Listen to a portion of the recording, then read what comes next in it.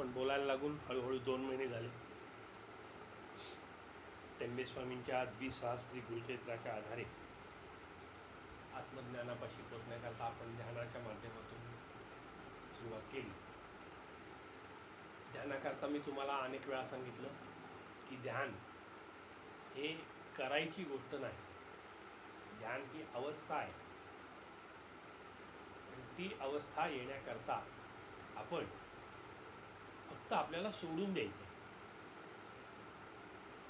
एरवी प्रत्येक व्यवहारातली गोष्ट करताना आपल्याला अलर्ट व्हावं लागतं, आपल्याला सावधान व्हावं लागतं. आपण चुकून चालत नाही. नेमकं उलट करायचं आपल्याला. We should give up our self on destiny. आपण आपल्याला नीतीच्या हातात देऊन टाकायचं. आणि म्हणलं तर हे अवघड आहे, म्हणलं तर याच्या इतकं सोपं जगात काही नाही. आपल्या लहानपणापासून कित्येक वेळा आपण पाहतो, कित्येक दगडं रस्त्यात पडलेली असतात, तिथंच असतात, अजिबात हालत नाही, तिथेच असतात. ती झिजत नाहीत, तुटत नाहीत, हालत नाहीत. जमीन इतके वेळा आपण दरवर्षी नांगरतो शेतातली, तशीच जमीन असते, काही बदल होत नाही. पण सोन्याचं पीक घेऊन येते ती. एखाद्या वर्षी एवढं पीक येतं की मोजता येत नाही, आणि एखाद्या वर्षी खायलाही मिळत नाही. मग निसर्ग जर ध्यानात राहू शकतो तर आपल्याला ध्यानात का राहता येऊ नये? निसर्गामध्ये एवढ्या योनी आहेत. मी अनेक वेळा पाहिले मुंग्यांची लाईन लागलेली असते, मुंग्यांची लाईन लागलेली असते. त्यातली मधलीच एखादी मुंगी बाजूला उडून आपण जर मारली तर सगळ्या मुंग्या त्या मेलेल्या मुंगीच्या वासाच्या आधाराने फिरतात, परत लाईनीने जातात. त्या आपला मार्ग बदलत नाही. किती मुंग्या मारा तुम्ही, मागून आणखी मुंग्या येतात आणि त्या मार्ग आक्रमतात. पहा ना, काय भाषा आहे हो. मला सांगा की मुंगीचा आवाज कोणी ऐकलाय तुम्ही? मी ऐकलाय बरं का, ऐकून सांगतोय. मी ऐकून सांगतोय तुम्हाला. आता तुम्ही म्हणाल तुम्ही कसा ऐकला ना, आम्हाला काय ऐकायला नाही आला? तर त्या तांबडीने माझ्या पुस्तकावर लिहिताना त्या देशपांडेकडे लिहिलं होतं काय की सर वागदेला गेले आणि मुंगळ्यात गेले आणि मुंगळ्याला सांगितलं की तू बाजूला हो, आणि मग सगळे मुंगळे बाजूला झाले आणि नंतर सर वागदेला गेले. गमतीचा भाग सोडून द्या, पण आपल्याला मुंगीहून साखर खावी असं आमची आईच मला सारखं सांगायची की उदय, मुंगीहून साखर व्हावी, हत्तीहून इस्टेट मिळवण्यापेक्षा मुंगीहून साखर खावी. याचा अर्थ तिला काय सांगायचंय की आपण जर लहान असू तर आपण प्रत्येक गोष्ट सहज अचीव करू शकतो, सहज अचीव करू शकतो. एकदा इंद्रदेवजी महाराजांनी उदाहरण दिलं होतं आळंदीच्या कथेमध्ये.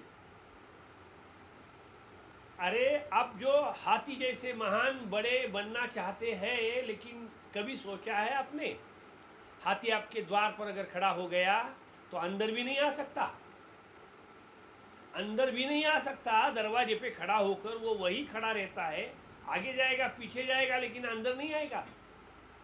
उसकी बजाय आप चिंटी की तरफ देखो, उसको जाना है वहां जा सकती है. वो किचन में जाएगी, बेडरूम में जाएगी, उसे कोई दिक्कत नहीं है, उसे कोई हटा नहीं सकता, रोका नहीं सकता. लेकिन हाथी को तो सब लोग रोकते हैं. इसका मतलब यह है कि अगर चिंटी बनना है तो चिंटी की तरफ देखना तो चाहिए ना. आप जानते नहीं है वो चिंटी अगर हाथी के कान पे लग गई तो हाथी को मौत आ सकती है. इतनी छोटी चिंटी हाथी को मार सकती है. और ये बड़ा हाथी कितना काम करता है जानते हैं आप? ये बड़ा हाथी सभी बिल्डिंग के जो सब लकड़ियां है वो उठा के लाता है. आदमी को, इंसान को जो 8-8 दिन का काम है वो 4 घंटे में करवा देता है. इतना बड़ा हाथी है. लेकिन अंडा जानते हैं ना आप, जो हम कहते हैं अंडा मत खाओ, अंडा मत खाओ, अंडा मत खाओ, हाथी के सामने फेंको, तोड़ नहीं सकेगा वो। बार बार पैर वहां रखता है, लेकिन वो अंडा हाथी के पैर में जाता है, वो हाथी तोड़ नहीं सकता। यानी सबको दिक्कत है, लेकिन छोटा होकर आप सभी दिक्कतें हल कर सकते हैं।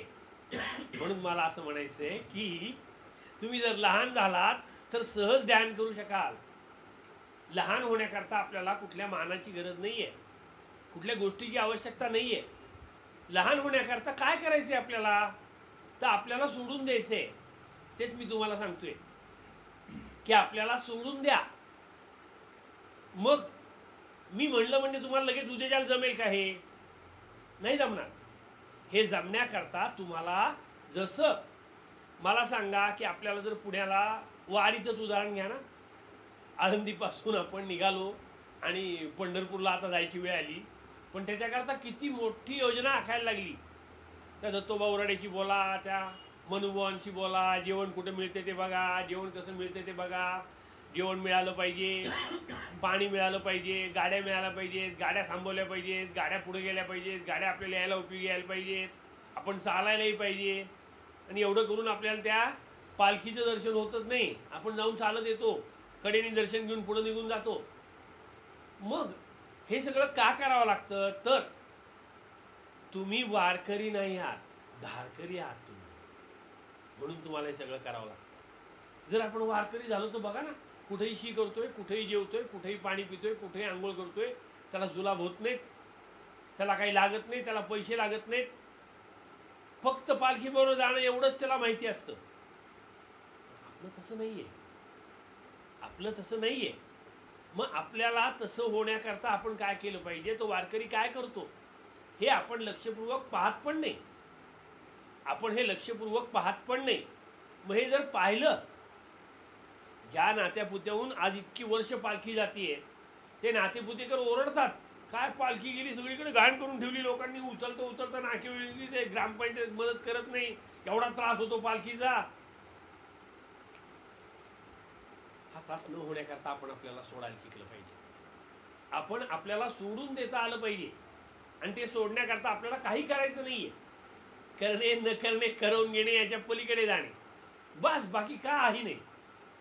आपण सतत करण्याकरता धडपडत असतो, न करण्याकरता धडपडत असतो, करून घेण्याकरता धडपडत असतो, म्हणून आपल्याला त्रास होतो। आपल्याला जर त्रास नको असेल तर आपण आपल्याला सोडून द्यायचं, आणि याकरता दत्तात्रेयांच्या गुरूंकडे पाहता आलं पाहिजे। आपण गुरुजयंतीरावरच बोलतोय, दत्तात्रेयांचे जे गुरु आहेत 24, त्या प्रत्येक गुरुचं एक वेगळं वैशिष्ट्य आहे। ज्यांना आपण गुरुदेव दत्त म्हणतो, त्यांची गुरु 24 आहेत, एक नाही, दोन नाही। काय ती वेडे होते का 24 जणांना गुरु करायला? आणि आपल्याकडे मात्र भांडणं चालतात की आम्ही इंद्रदेवजी महाराजांचा मंत्र घेतलाय, आम्ही पेन्शनकडे कसं जाऊ, आम्ही पेन्शनकडे गेलो, आता गोंदवल्याला कसं जाऊ, आम्हाला गोंदवल्याचा मंत्र मिळालाय, आम्हाला डॉक्टरांना राग येईल का, आणि मग असं झालं तर काय करायचं, तसं झालं तर काय करायचं, काय करा रे, आत्मज्ञान मिळवा, बाकी काही करू नका, आत्मज्ञानाची कास धरा, बाकी काही करू नका। आणि मग ते करण्याकरता आपल्याला फक्त आपल्याला सोडून द्यायचंय, बाकी काही करायचं नाही, आपल्याला सोडून द्यायचं। हा असं म्हणाला, तो तसं म्हणाला, याचं असं आहे, त्याचं तसं आहे, हिची साडी असली, याचं दुकान अमकं झालंय, याच्यावर एवढे पैसे आहेत, माझ्याजवळ पैसेच नाही आहेत, माझं असं आहे, माझं तसं आहे, सगळं सोडून द्यायचं, फक्त सोडून द्यायचं। आणि त्याच्याकरता काही करायची गरज नाहीये। आपण जेव्हा बसतो, मी प्रत्येकाला प्रॅक्टिकल करून दाखवतो ना, गेल्या वेळेला मी सगळं ध्यान झाल्यानंतर सुद्धा जवळजवळ 4-4.5 मिनिटं ध्यान करून दाखवलं होतं, कसं ध्यान करायचं हे करून दाखवलं होतं। तर ध्यान करताना आपण आपल्याला सोडून द्यायचं म्हणजे काय करायचं, सगळ्यात पहिल्यांदा आपण सहज बसायला शिकलं पाहिजे, बसल्यानंतर पाठीचा कणा ताठ करायला शिकलं पाहिजे, पाठीचा कणा ताठ केल्यानंतर आपण हे ऐकले ते विसरायला पाहिजे, नाहीतर मग आपल्याला लगेच माकडहाळापासून मुंग्या यायला लागतात, आपण लगेच आकाशात जायला लागतो, आपल्याला दूरसंचार सिद्धी मिळते, आपल्या डोळ्याला काहीही दिसायला लागतं। कल्पना आहेत रे बाबांनो, एवढ्या लवकर जर हे जमलं तर मग काय पाहिजे, हे एवढ्या झटकन जमणार नाहीये, हे जमण्याकरता कित्येक जन्म जायला पाहिजे। म्हणून आपल्या सगळ्यात पहिल्यांदा कल्पना बंद करा, कल्पना बंद करण्याकरता आपण जेव्हा ताठ बसतो, पाठीचा कणा ताठ करतो, तेव्हा आपण आपल्याकडचं लक्ष पहिल्यांदा काढून घ्यायचं. आपल्याकडचं लक्ष काढल्यावर बाहेरच्यांकडचं लक्ष काढायचं. बाहेरच्यांकडचं लक्ष काढल्यावर तुम्हाला जर वाटलं तर तुमचा गुरुमंत्र म्हणा, नाही वाटलं तर तो मंत्र म्हणू नका. दुसरं काही वाटलं तर दुसरं काही म्हणा. तुम्हाला काही म्हणायचं नसलं तर म्हणू नका, पण तुम्ही तुमच्याकडचं आणि आजूबाजूच्या लोकांकडचं लक्ष काढून टाका. व्यवहारामध्ये प्रत्येक गोष्ट करताना लक्षपूर्वक करावं लागतं आणि ध्यानामध्ये आपल्याला लक्ष सोडून द्यायला लागतं. कारण लक्ष जोपर्यंत आहे तोपर्यंत आपल्याला श्रम होणार आहेत आणि ध्यानामध्ये आपले श्रम संपणार आहेत. लक्ष जोपर्यंत आहे तोपर्यंत आपल्याला श्रम होणार आहेत. लक्ष जेव्हा आपण काढून टाकतो तेव्हा आपले श्रम संपणार आहेत. आपलं लक्ष काढण्याकरताच आपलं निम्म आयुष्य जाणार आहे. आपलं लक्ष काढण्याकरताच आपलं निम्म आयुष्य जाणार आहे. कारण हे लक्ष काढण्याकरता आपण आपला व्यवहार सोडायचा आहे. हो, पण माझं काय म्हणणं आहे की मला तुमच्याकडून काही पैसे पाहिजेत का? तुमच्या बायका, तुमचे नवरे पाहिजेत का? तुमचे कपडे लत्ते पाहिजेत का? तुमचं घरदार पाहिजे का? मी नेहमी सांगतो, मगाशीच मी म्हणलं एकाला की अरे बाबा, तू हे कशाला आणलंस? तू स्वतःला घेऊन आलास तरी खूप झालं.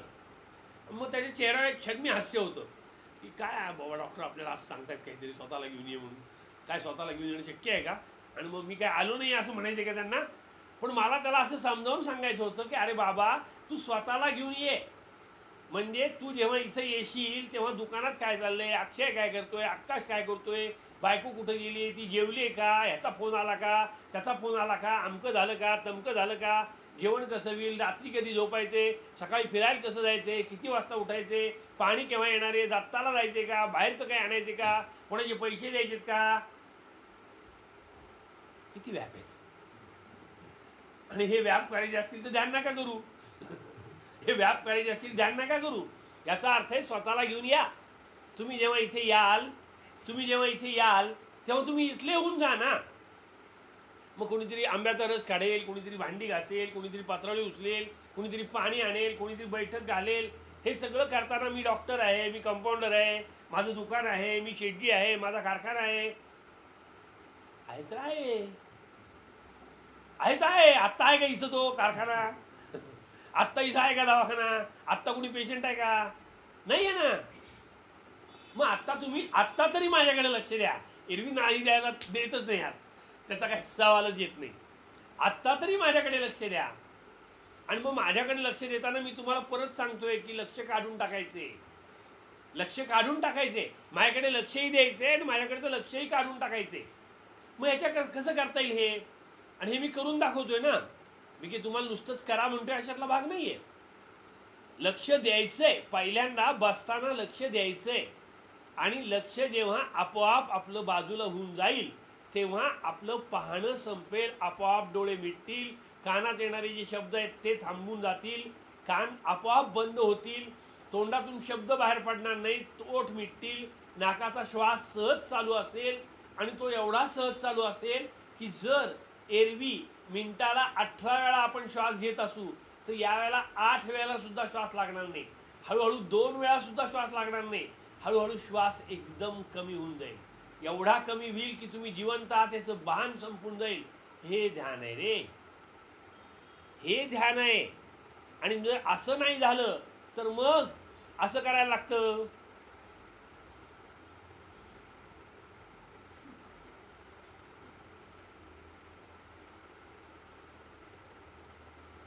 जेव्हा असं करावं लागतं तेव्हा तुम्ही करताय आणि मला तुम्ही पाहिजे आहात. तुम्ही एकदा माझ्या पाया पडलात की तुम्हाला मी घेऊन टाकलंय. आणि मग जेव्हा मला तुम्ही देऊन टाकलंय तेव्हा तुम्हाला काही काळजी आहे का? एकदा पाया पडून तर बघा आणि मग काळजी लागली तर सांगा मला. आणि जी काळजी लागेल ती 100% सोडवून देईन हा शब्द आहे ना. म्हणून आपल्याकडं पहिल्यांदा लक्ष द्यायचंय आणि नंतर लक्ष काढून टाकायचे. एवढं लक्ष काढून टाकायचे की आपण आहोत हेच विसरून जायचंय. हेच ध्यान आहे. मग हे ध्यान जेव्हा होईल तेव्हा मग पहिला प्रश्न आहे, ध्यानाकरता कुठलं आसन करू? झोपून राहा ना. दुसरा प्रश्न आहे, मग ध्यान करताना मंत्र म्हणला तर चालेल का? तिसरा प्रश्न आहे, बनियन घालू का शर्ट घालू का लुगडं घालू? काही घाल रे. ते त्या शरीराला घालायचे. तुला शरीर म्हणजे तू नाहीयेस हे समजून घ्यायचे ध्यानात. तुझे कपडे कुठल्या रंगाचे आहेत देणं घेणं नाही, तुझ्या खिशात पैसे किती आहेत देणं घेणं नाही, तुला कुठले प्रश्न आहेत देणं घेणं नाही. तू फक्त तुला सोडून द्यायचंयस. आणि मग सोडून दिलंस की काय होतं, फार मजा येते.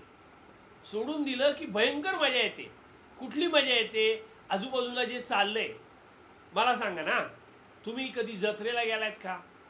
तो पाळणा असतो मोठमोठा, आणि मग त्या पाळण्यात आपण बसतो, आणि मग पाळणा तो चालू करतो, आणि मग घाबरायला होतं की आता आपण पडणार, आपण पडणार, आपण पडणार.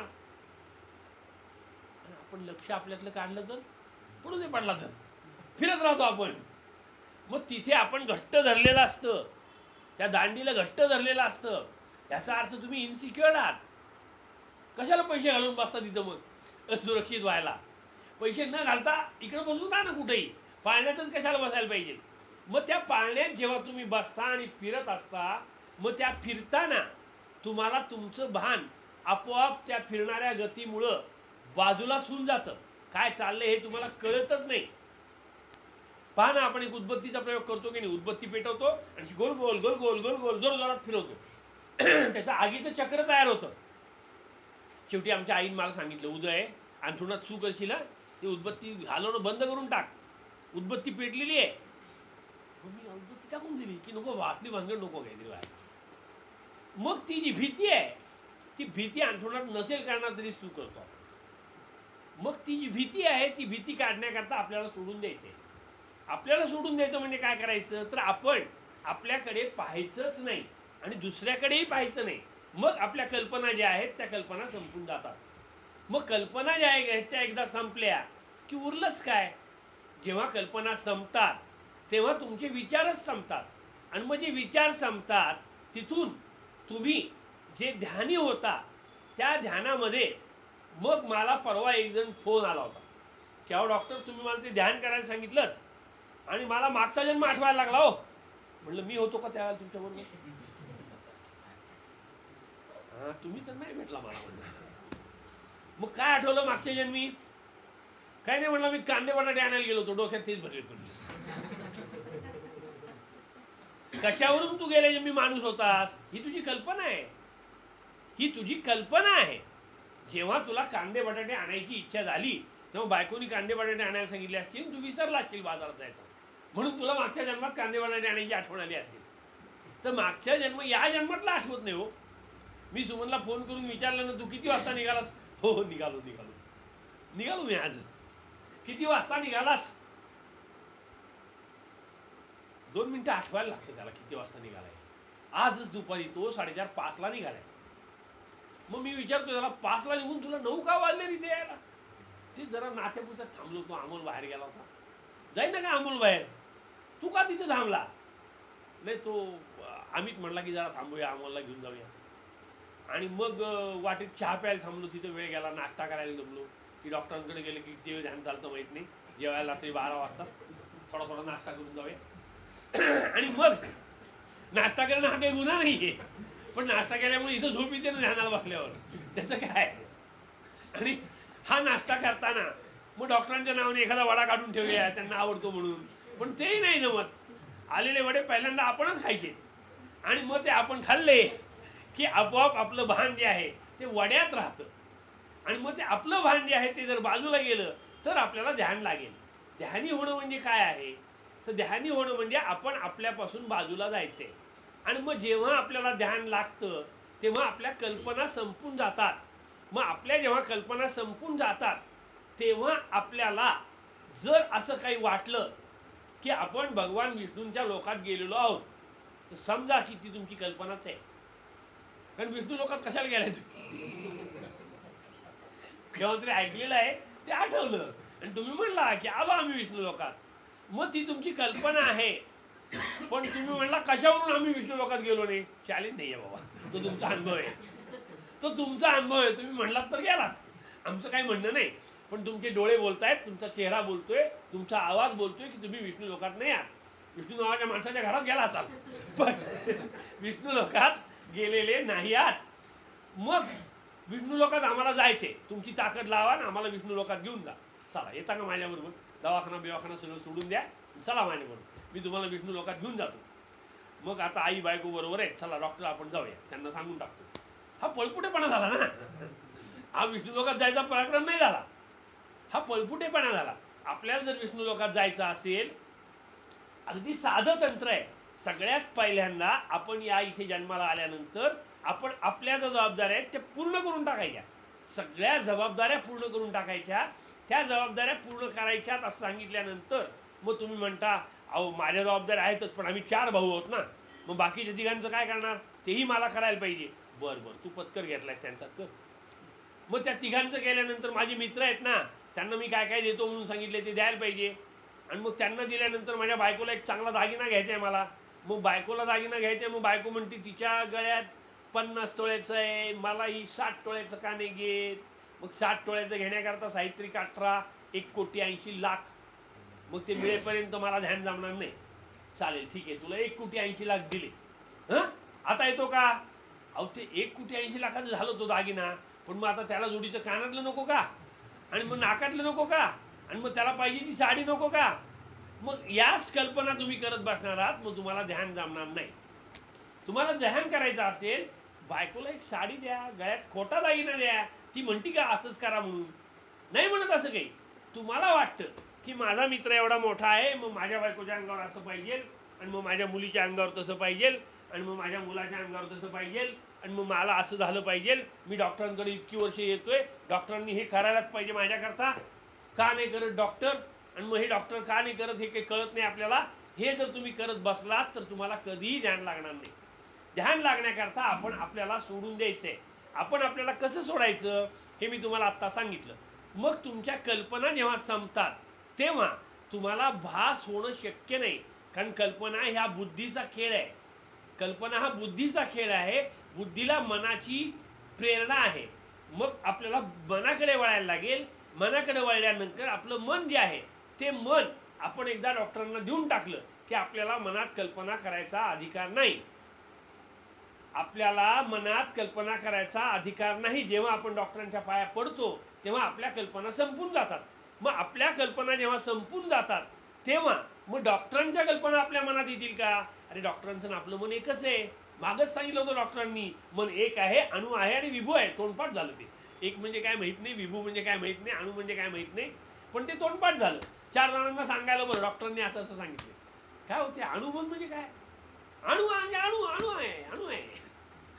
अणु म्हणजे काय माहित नाही, आपण सांगतो अणुमन आहे. अणुमन आहे म्हणजे काय, तर त्याच्याकरता तुम्ही डॉक्टरांना शरण जायला पाहिजे आणि त्यांच्याकडून समजून घ्यायला पाहिजे की अरे अणु म्हणजे एकदम लहान, एकदम लहान, वरीच्या दाण्यापेक्षाही लहान. आणि मग ते लहान जे आहे तेवढं जेव्हा मन होतं तेव्हा त्या मनाचा प्रवास सोपा होतो. पण त्या मनाचा प्रवास सोपा झाल्यानंतर चित्ताचा प्रवास चालू होतो. चित्ताचा प्रवास चालू होतो. माझ्याकडे एक पेशंट आली होती. ती म्हणली मला डॉक्टर माझे 3 जन्म आठवतात. म्हणलं चौथा का नाही आठवत. अहो 3 आठवतात म्हणून सांगितलं ना मी तुम्हाला. बरं म्हणलं 3 आठवतात, सांग बरं काय काय भानगडे, त्या 3 जन्मात काय भानगडे. म्हणली काय नाही, मी मागच्या जन्मी 7 वर्षाची असताना मेलेली आहे मी, आणि त्यावेळेला मी तामिळनाडूमध्ये होते. बरं, मग तुला तामिळनाडूची भाषा येते का.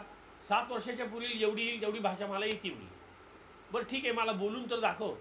मग तिने बोलून दाखवलं. बोलून दाखवल्यावर ती म्हणली की आता मला माझा दुसरा जन्म पण आठवतो. मग त्यावेळेला म्हणली मी 40व्या वर्षी मेलेली आहे. मग 40व्या वर्षी मेलेली आहेस तर मग ते 40 वर्षातल्या घटना आहेत का. हो मला आठवत आहेत म्हणली. मला तुम्ही घेऊन चाला तिथं. म्हणजे मला आत्ता वेळ नाही, जरा पेशंट आहे बाहेर, नंतर परत केव्हा तरी येईन. नाही मी जाऊन आले म्हणले तिथं. बर जाऊन आलीस. हो म्हणली, त्या मागच्या जन्मात मी धन पुरून ठेवलं होतं ते सांगितलं. माझ्या मुलीला भेटले, माझ्या मुलाला भेटले. माझा मुलगा 58 वर्षाचा झालाय म्हणली आता, आणि माझी जी मुलगी आहे ती 35 वर्षाची झाली म्हणली. आणि मी ते पैसे पुरून ठेवले होते ते मला लक्षात आले. मी ते सांगितले. ते पैसे आल्यावर त्यांना खूप बरं वाटलं आणि त्यांच्या घरात मागच्या बाजूला ते पैसे पुरलेले होते ते घेतले. आणि नंतर मी मेले. मेल्यानंतर मला तिसरा जन्म आठवायला लागला. मग तिसरा जन्म कुठला आठवला तर म्हणली तिसऱ्या जन्मात मी 12 वर्षाची असतानाच मेले होते. म्हणजे म्हणलं आता 12 आणि 7 19 आणि 40, म्हणजे तू आत्ता 59 वर्षाची, तुझं आत्ताचं वय 12 वर्ष. 59 आणि 2 61 आणि 10 71 वर्षाची तू आहेस.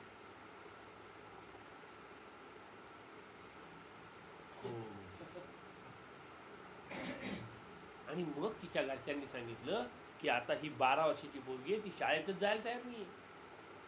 का? तर तिला शाळेत जे काही शिकायचे, 12वीतल्या 6वीतल्या पुरीचं जे काही शिकायचे ते तिला 71 वर्षाच्या म्हातारीसारखं जमतंय म्हणले सगळं. त्यामुळे ते तिला शिकता येत नाहीये. तिला कुठलाही प्रश्न विचारला तर पटकन उत्तर देते ती. मग ठीक आहे म्हणलं, मग आता माझ्याकडे येण्यामागचा उद्देश काय आहे? पाहिजे तर हे 3 जन्म मी घालवून टाकतो म्हणलं तुमचे, आणि तुम्हाला आत्ताच्या 12 वर्षात आणून ठेवतो. ते नाही करायचं म्हणलं. का नाही करायचं? तरी मजा येते ना, मजा येते. 4 लोक येतात, मला विचारतात, मी बोलतो, असं होतं, मग आम्हाला पैसे मिळतात, अमकं होतं तमकं होतं. तर मला काय सांगायचं ह्याच्यातून, की ध्यानामधून तुम्ही मागच्या जन्मात जायला लागलात तर तुम्ही वेडे होणार आहात. 71 वर्षाची बाई, 12 वर्षाची पोरगी 71 वर्षासारखी जर वागायला लागली तर ती वेडीच होणार ना. कारण तिच्या ज्या स्मरणशक्ती आहे त्या सगळ्या 71 वर्षाच्या आहेत, आहे ती 12 वर्षाची.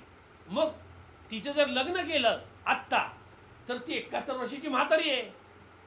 मग ते 12 वर्षाची पोरगी काहीच करू शकणार नाही, नवऱ्याला मदत करू शकणार नाही, नवऱ्याला साथ देऊ शकणार नाही, पोरं होणार नाही तिला, का तर ती 71 वर्षाची म्हातारी आहे. मग हा प्रश्न किती गहन आहे. मी म्हणलं मी माझ्या शक्तीने हिचे 3 जन्म घालवून देतो. मग म्हणले पण नाही घालवायचे आम्हाला. म्हणलं मग ही वेडी होईल काही दिवसांनी. चालेल म्हणले, टाटा म्हणलं, पुढचा पेशंट घेऊ दे मला, टाटा. मला ह्याच्यातून काय सांगायचंय की आपल्या जर कल्पना असतील अशा काहीतरी, की डॉक्टरांकडे आल्यावर आपला मागचा जन्म आठवायचंय का तुम्हाला कोणाला? ते विचारण्याकरता तुम्हाला ही गोष्ट सांगितली, की जर आठवायचं असेल तर सांगा. तर ते आठवून उपयोग नाहीये. मला सांगायचं एवढंच की आत्ताच्यातलं आठवलं आपल्याला तरी सुद्धा उपयोग नाहीये. आत्ता 30 वर्षापूर्वीचं आपण आठवलं तरी सुद्धा आपल्याला फायदा नाहीये. 10 वर्षापूर्वीचं आठवलं तरी सुद्धा आपल्याला फायदा नाहीये. मग आपल्याला फायदा कुठं आहे? तर ते विसरण्यात आहे. विसरणं हे परमेश्वराचं वरदान आहे. आणि ते वरदान आपल्याला कसं उपयोगी पडतं? तर जेव्हा अमोलकडून मी 5,000 रुपये घेतो आणि दुसऱ्या दिवशी सांगतो मी विसरलो, कानाखाली लावतो तो माझ्या, विसरला, आता आठवतात का? तर विसरणं हे वरदान आहे, पण त्याला पुरावे असतात आणि त्या पुराव्यानिशी आपल्याला विसरलं पाहिजे. असे घेतलेले पैसे विसरून चालत नाही आणि दिलेले पैसे पण विसरून चालत नाही. विसरणं हे वरदान कुठं आहे? तर मागच्या जन्मातल्या स्मृती हे विसरणं हे वरदान आहे. 10 वर्षा अगोदरच्या आठवणी हे विसरणं हे वरदान आहे. कारण तो मनाचा प्रांत आहे, मनाच्याही पुढचा चित्ताचा प्रांत आहे. आत्ता आपण बुद्धीचा प्रांत सोडला, मनाचा प्रांत सोडला, चित्ताचा प्रांत सोडला, तेव्हा आपण आपल्याला सोडू शकणार आहोत. मला तुम्हाला जे सांगायचे ते हे सांगायचे की आपल्याला हे सगळं सोडताना काय करावं लागेल आणि काय करता येईल, ही घडलेल्या गोष्टी सांगतोय तुम्हाला, ज्याद्वारे तुम्हाला तुमचा आनंद मिळवता येईल.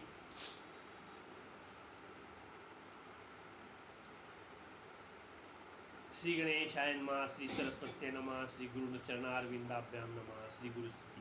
श्रीमान विष्णू महादेव गणपती सूर्यदेवी आदिरूप धारण करणारा दत्तात्रेय वस्तुतः जन्माधिरहित आहे. देशाने, कालाने आणि वस्तूने ज्याचा परिच्छेद होत नाही तो सद्गुरू माझ्या हृदयी सर्वदा राहो. जो जन्मरहित आहे, देशकाल वस्तूने ज्याचा अंत लागत नाही, सत्वादी गुणांचे पलीकडे असणारा, ज्याला रूप नाही, निरीच्छ, अद्वितीय, काही न करणारा, तो शक्तीने एकादश इंद्रिये व पंचभूतात्मक पुरुष रूपाला धारण करून जगाला उत्पन्न करता झाला. हा जो पंचमहाभूतात्मक पुरुष आहे, हा जो पंचमहाभूतात्मक पुरुष आहे तो कसा आहे? तर पंचमहाभूत जी आहेत ती जड आहेत. पंचमहाभूत जी आहेत ती जड आहेत आणि त्याच्या आतला जो जीव आहे तो चेतन आहे. परवाच्या सत्संगात सांगितलं मी की पंचमहाभूतात्मक पुरुषाचा जो जड शरीर आहे ते एकटं काही करू शकत नाही. त्याच्याबरोबर जर जीव असेल तर ते कर्तृत्ववान आहे. आणि मग नुसता जीव जर सोडला बाजूला आणि शरीर त्याला दिलं नाही तर तेही काही करू शकत नाही. का? तर नुसत्या जीवाला कर्तृत्व आहे पण साधन नाहीये.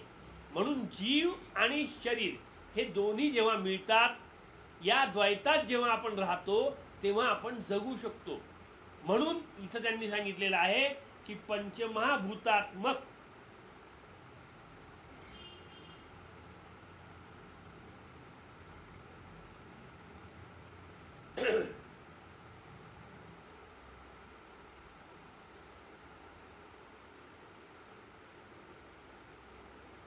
पंचमहाभूतात्मक पुरुष रूपाला धारण करून जगाला उत्पन्न करता झाला. जर पंचमहाभूतात्मक पुरुष हा रूपात आला नाही तर आकाश वायू तेज जल पृथ्वी हे आहेच, सगळीकडे भरून राहिलेलं आहे. पण ते जेव्हा एकत्र येतं आणि ते रूपाला धारण करतं तेव्हा ते जगाला उत्पन्न करू शकतं, तेव्हा ते जगाला उत्पन्न करू शकतं.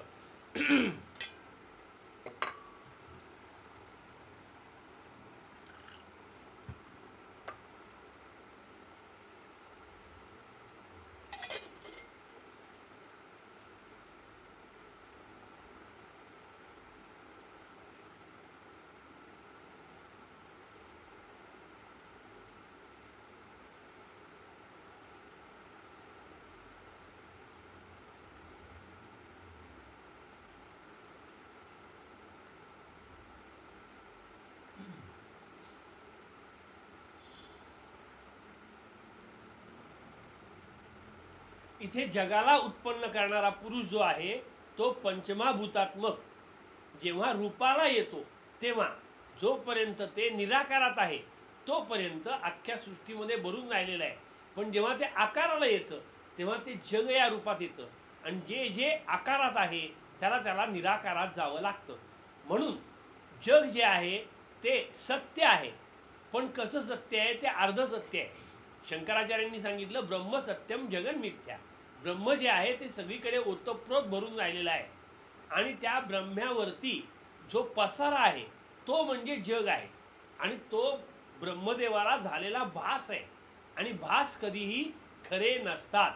म्हणून जग जे आहे ते खोटं आहे आणि ब्रह्म जे आहे ते खरं आहे.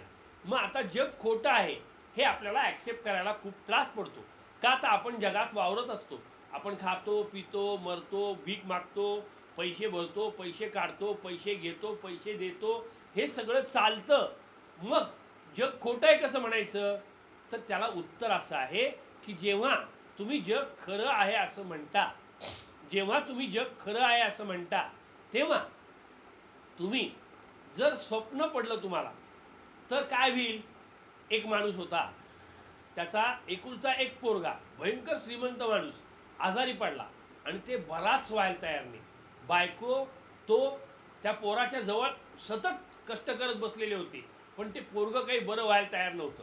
तेवढ्यात त्याला सतत श्रमामुळं ग्लानी आली आणि त्या ग्लानीमध्ये त्याला झोप लागली आणि ती झोप लागल्यानंतर त्याला 12 मुलं झाली आणि ती 12 मुलं जी होती ती सगळी श्रीमंत होती आणि तोही श्रीमंत होता आणि त्या 12 मुलांना वेगवेगळी घरं होती. त्याचा फार सुंदर महाल होता, त्याची बायको फार चांगली होती आणि तो त्या 12 मुलांशी वार्तालाप करत बसलेला होता. तेवढ्या वेळात इकडे ह्याचा मुलगा मेला आणि तो मुलगा मेल्यामुळं त्याची बायको जोरात किंचाळली. ती किंचाळलीमुळे ह्याची झोप उडाली. मग ह्याची झोप उडाल्यानंतर तो पाहायला लागला भक्कन. तेव्हा त्याच्या बायकोला वाटलं आता ह्याला बोध करून धक्का बसला, कारण हा रडत नाहीये, हा रडत नाहीये म्हणजे ह्याला धक्का बसला. मग ह्याला धक्क्यातून सावरला पाहिजे, नाही तर मुलाबरोबर बापही गेला तर मी करू काय, मग हा नाही गेला पाहिजे. त्यामुळं मग तिने त्याला विचारलं, अहो काय झालं तुम्हाला, तुमच्या लक्षात नाही आलं का आपला मुलगा गेला. तो म्हणला हो हा तर गेलाच आहे, पण जेव्हा मी आत्ता असा स्वस्थ झालेलो होतो तेव्हा मला 12 मुलं झाली होती आणि तुझ्या ओरडण्यामुळं ती गेली. मग आता त्यांच्याकरता मी रडू का ह्या एका करता रडू, कोणाही करता रड ना, आतून रड, वरवर रडू नकोस. मग ही जी 12 गेलेली मुलं आहेत ती जर गेली आहेत तर त्यांच्याकरता रडू का ह्याच्याकरता रडू. तेव्हा बायको त्याला म्हणते अहो हा आपला औरस पुत्र आहे आणि हा गेलाय, तुम्हाला रडावंच नाही वाटत का. तो म्हणला हो पण हे खरं का ते खरं. मग असं म्हणायचंय की जग खरं आहे का, जग खरं आहे का, ब्रह्मसत्यम जगन मिथ्या. मग ती 12ही मुलं खोटी आहेत आणि हाही मुलगा खोटा आहे, फक्त ती कल्पना आहे तुमची. मग ती जी कल्पना आहे, परवा मला एकाने प्रश्न विचारला की तुम्ही असं म्हणता की ही सगळी कल्पना आहे आणि परत म्हणता की हे असं असं करायला पाहिजे, मग हे खरं का ते खरं. दोन्ही खरं आणि दोन्ही खोटं का, तर त्या कल्पना आहेत. या कल्पना ज्या आहेत त्या मनाच्या आहेत आणि या मनाच्या पलीकडे जेव्हा आपण जातो तेव्हा चित्तामध्ये जाऊन पोचतो. चित्तामध्ये अनेक जन्मांचा साठा असतो आणि ह्या चित्ताच्या पलीकडे जेव्हा जाऊ तेव्हा आपण त्या एका विशिष्ट ठिकाणावर जाणार आहोत तो विष्णू लोक आहे. ती मात्र कल्पना नाहीये, तो विष्णू लोक आहे. आणि त्या विष्णू लोकामध्ये माणसाचं आयुष्यच संपत नाही, माणसाला मरणच येत नाही, माणसाला आजारपणच येत नाही आणि माणसाला भोगही घेता येत नाही. तो स्वस्थपणी विष्णू स्वरूपाशी मिसळून जाऊ शकतो. ही स्वरूप मुक्ती आहे. म्हणून आता जग ही माया आहे हे तुम्हाला समजलं. त्यामुळे जो रूपाला पंचमहाभूतात्मक पुरुष रूपाला आल्यानंतर जगाला उत्पन्न करता झाला, त्यामुळे जग निर्माण झालं. ते जर पंचमहाभूतात्मक पुरुष रूपालाच आला नसता तर जगच निर्माण झालं नसतं. त्यामुळं हे जग निर्माण झालं. आणि हे जग निर्माण झाल्यानंतर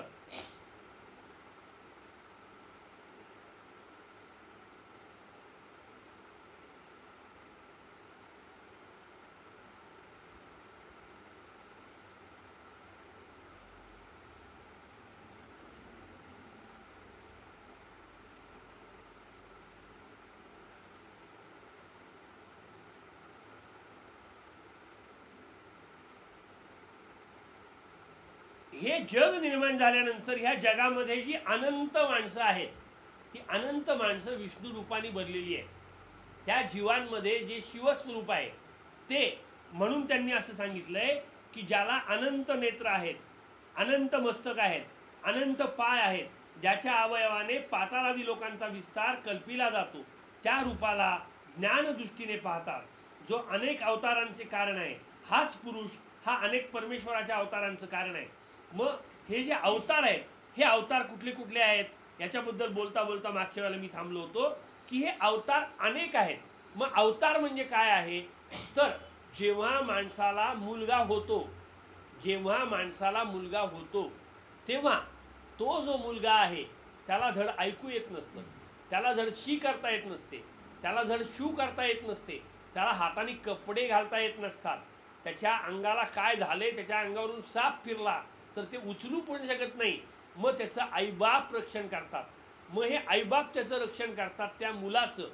तसंच या जेव्हा विष्णू रूपात आपण जातो तेव्हा मग हा मुलगा जो आहे तो मुलगा म्हणजे आपलं अवतरण आहे.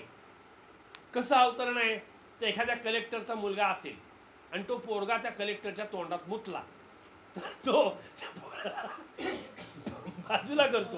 बाजूला करतो आणि मग बाजूला केल्यानंतर तो चूळ टाकतो. पण आता हा कलेक्टर आहे म्हणून याच्या तोंडात कोणतरी मुतलं त्याला शिक्षा करते कोणतरी आणि त्याला तुरुंगात टाकतील. पण मग आता ह्या पोराला तुरुंगात टाकून चालेल का तर नाही. म्हणजे ह्या कलेक्टरचं अवतरण आहे, म्हणजे त्याचं खाली घसरणं आहे. मग हे खाली घसरणं जे आहे असंच भगवंताचा अवतार म्हणजे खालती येणं आहे. भगवंताचा अवतार म्हणजे भगवान मोठा नाहीये. भगवंताचा कृष्णावतार जरी झाला तरी भगवान मोठा आणि कृष्ण लहान आहे. भगवान मोठा आणि राम लहान आहे. भगवान मोठा आणि परशुराम लहान आहे. भगवान मोठा आणि वामन लहान आहे. भगवान मोठा आणि वराह भगवान लहान आहे. मग हे परमेश्वराचं जे अवतरण आहे हे अवतरण जगात कसं होतं तर जगात जेव्हा ह्या रूपाला माणसं येतात आणि हे जग पसरलं जातं तेव्हा या जगामध्ये ही जगत चालक एक शक्ती आहे, ती जग चालवते. हे कळण्याकरता या अवताराला खालती यायला लागतं. मागच्या वेळेला मी तुम्हाला मत्स्य अवतार आणि कत्स्य अवतार हा सांगितलेला होता. मत्स्य कत्स्य ह्याच्यानंतर वराह, एकदा हिरण्याक्ष आणि हिरण्यकश्यपू हे कसे निर्माण झाले तर एक राक्षस होता आणि तो राक्षस एका म्हशीशी संभोग करता झाला म्हणून त्या म्हशीपासून जो मुलगा झाला तो महिषासूर आहे. आणि तो जो महिषासूर आहे त्याच्याच सारखा दोन राक्षस निर्माण झाले. एकाचं नाव होतं हिरण्याक्ष आणि एकाचं नाव होतं हिरण्यकशिपू. मग हिरण्यकशिपू आणि हिरण्याक्ष हे दोघही जण फक्त पैशावर प्रेम करत होते.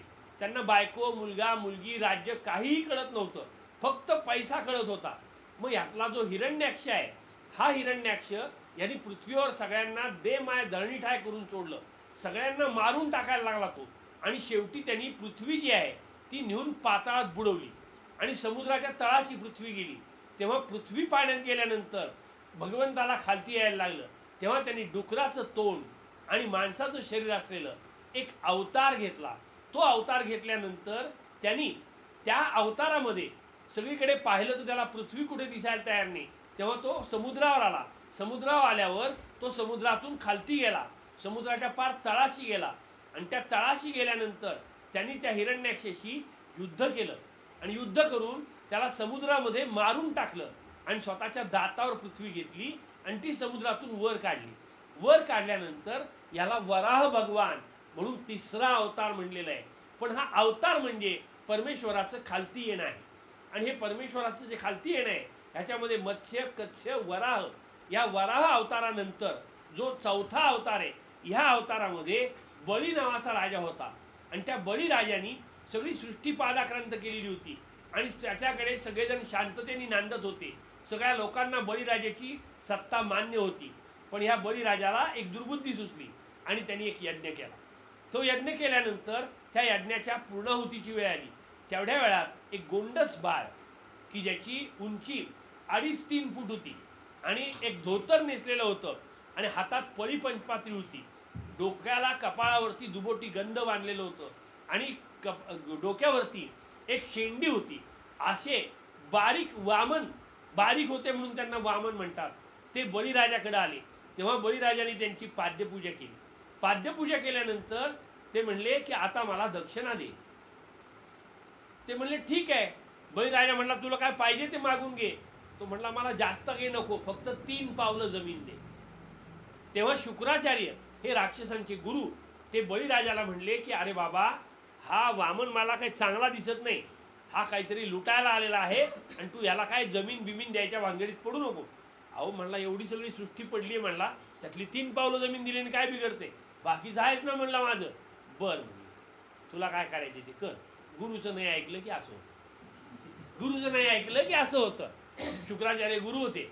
आणि मग बळीनी ठीक आहे म्हणला, तुला मी 3 पावलं जमीन दान देतो, तू तुझं पाऊल ठेव. मग पाऊल ठेव म्हणल्यानंतर त्या वामनाने एक उजवं पाऊल ठेवलं. एक उजवं पाऊल ठेवल्याबरोबर अख्खा स्वर्ग त्या पावलामध्ये व्यापून गेला. सगळा स्वर्गलोक त्या वामनाच्या एका पावलात गेल्यानंतर बली पाहायला लागला की ही काहीतरी वेगळी भानगड आहे. पण आता आपण बोलून बसलेलो आहोत आणि आता आपल्याला काही पर्याय नाहीये. त्यामुळे त्यांनी एक पाऊल जमीन दान दिल्यानंतर तो म्हणला आता दुसरं पाऊल. तो म्हणला टाक, तू माझी अख्खी सृष्टी आहे म्हणला, तुला काय पाहिजे ते देतो. मग त्यांनी दुसरं पाऊल टाकलं. दुसरं पाऊल टाकल्यानंतर अख्खी पृथ्वी पादाक्रांत झाली आणि पादाक्रांत झाल्यानंतर ते पाऊल त्या बळीराजाला सहन पण विना. त्यांनी अख्खा स्वर्ग आणि पृथ्वी हे 2 लोक घेतल्यानंतर तो म्हणला मला आता तिसरं पाऊल दान दे. तो म्हणला एवढं काही माझ्याकडे नाहीये, पण 3 पावलं जमीन दान दिन म्हणलेलं होतं, आता मी काय करू, तू करायचं काय ते तुझं तू बघ, मला तिसरं पाऊल जमीन दान दे. तेव्हा तो म्हणला मी माझं डोकं ठेवतो, माझ्या डोक्यावर तुम्ही पाऊल ठेवा. तेव्हा वामनाने आपलं पाऊल आक्रसलं, बारीक पाऊल केलं आणि त्या बळीराजाच्या डोक्यावर पाऊल ठेवलं. आणि त्या पावलाने त्यांनी बळीराजाला आत दडपला. आत दडपल्यानंतर तो पाताळात गेला आणि पाताळात गेल्यानंतर तो वामन जो होता तोही खालती आला. खालती आल्यानंतर बळीराजाला तो म्हणला की मी तुझ्यावर संतुष्ट आहे म्हणला. का तर तू तुझं बोलणं पुरं केलेलं आहेस आणि हे बोलणं पुरं केलं की सत्यता आलेली आहे. या सत्यवचनाला मी बांधलेलो आहे. त्यामुळं तुझी 3 पावलं जमीन तर मी घेतलीच आहे, पण आता तुला काय पाहिजे ते दान द्यायला मी समर्थ आहे. त्यामुळे तू मला काहीतरी मागून घे. तो म्हणला आता माझं तर सर्वस्व तू लुटलेलंच आहेस, त्यामुळे आता तू मला काय देणार. तो म्हणला काय नाही, तुला जे काय पाहिजे ते मागून घे. तेव्हा बळीराजा म्हणाला की देवा, तू भगवंत आहेस हे मला आत्ता कळलं. आपलंही असंच होतं की नाही. डॉक्टर आपल्या घरी येतात, आपण त्यांची पाद्यपूजा करायचं ठरवतो. मग डॉक्टरांना म्हणतो की डॉक्टर आम्हाला तुमची पाद्यपूजा करायची करू का. मग आपण म्हणतो हो करा करा. मग वहिनी पण आहेत बरोबर, वहिनींना शेजारी बसवा, तुम्ही बसा, पण आमच्याकडे ते तुम्हाला उपरणं आणलेलं नाही हो, मग ते उपरणं आणेपर्यंत थांबता का तुम्ही. मग मी म्हणतो आत्ता वेळ नाही मला, पुढच्या वेळेला. मग अशी पुढची वेळ येतच नाही. मग ही पुढची वेळ काय येत नाही तर तुम्ही तयारीनिशी पाद्यपूजा करत नाही म्हणून. पाद्यपूजा करायची म्हणजे काय करायचं तर घरी या, भोरला या, गंध लावा, हळद कुंकू लावा, पाया पडा, नमस्कार करा, सांगा की डॉक्टर तुम्ही माझ्याकडे पाद्यपूजेला या तर मला आनंद होईल. आणि मग मी तुम्हाला म्हणेन ठीक आहे मी गुरुवारी येतो. मग तुम्ही गुरुवारी तुमच्याकडे काहीतरी मोठी ऑर्डर येते आणि ती ऑर्डर पुरी करायला तुम्ही निघून जाता. मी गुरुवारी आलो, तुम्ही जर घरी नसाल तर पाद्यपूजा तुमची राहून गेली. मग तुम्ही गुरुवारी सकाळपासून रात्रीपर्यंत रिकामं राहिलं पाहिजे. लाखो रुपये मिळणार असले तरी सुद्धा, मित्राच्या मुलीचं लग्न असलं तरी सुद्धा तुम्ही घरी थांबलं पाहिजे, तर ती पाद्यपूजा होऊ शकेल. नाहीतर पाद्यपूजा होणार नाही. आणि मग पाद्यपूजा नाही झाली की तुम्हाला रुखरुख लागून काही उपयोग नाही. तेव्हा ही पाद्यपूजा करण्याकरता ही जी पद्धत आहे ती अवलंबली तरच ती पाद्यपूजा आहे. पण आपल्याला आतून इच्छाच नसती पाद्यपूजा करायची. वरवर मायान उपाशीने देवया आपण म्हणलेलं असतं नुसतं, या बरं का, असं असं करायचंय बरं का, आणि मग ते आपण करतो, हो म्हणतो. तर ह्या बळीराजाने काय मागून घेतलं वामनाकडे, की हे बघा तुम्ही आता या इथे माझ्या दारावर उभे राहा द्वारपाल म्हणून. भगवंत म्हणले तथास्तु.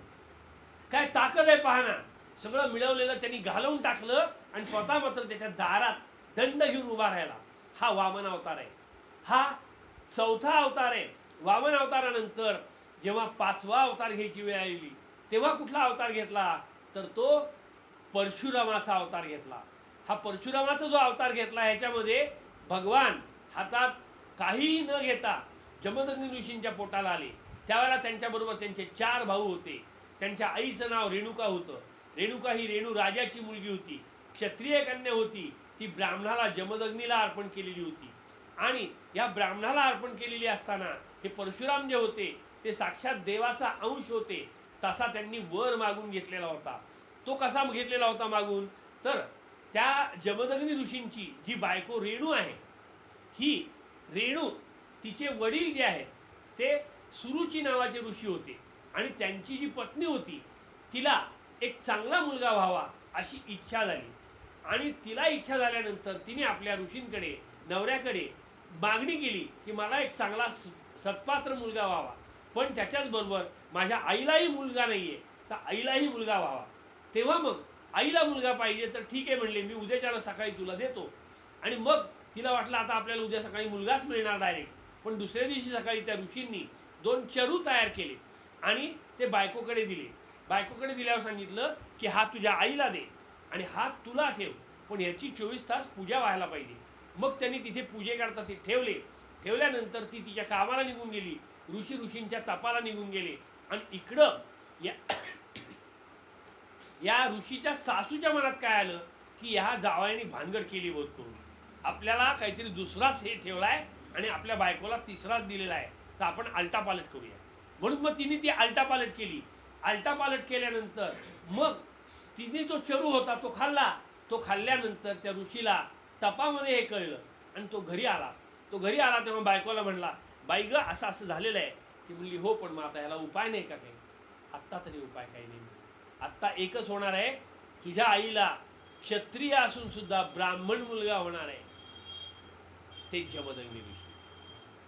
तुझ्या आईला क्षत्रिय असून सुद्धा ब्राह्मण मुलगा होणार आहे आणि तुला मात्र क्षत्रिय विचाराचा ब्राह्मण मुलगा होईल. म्हणून मग ते परशुराम भगवंताचा अवतार आहेत. हे परशुराम, त्यांना परशुराम का म्हणतात?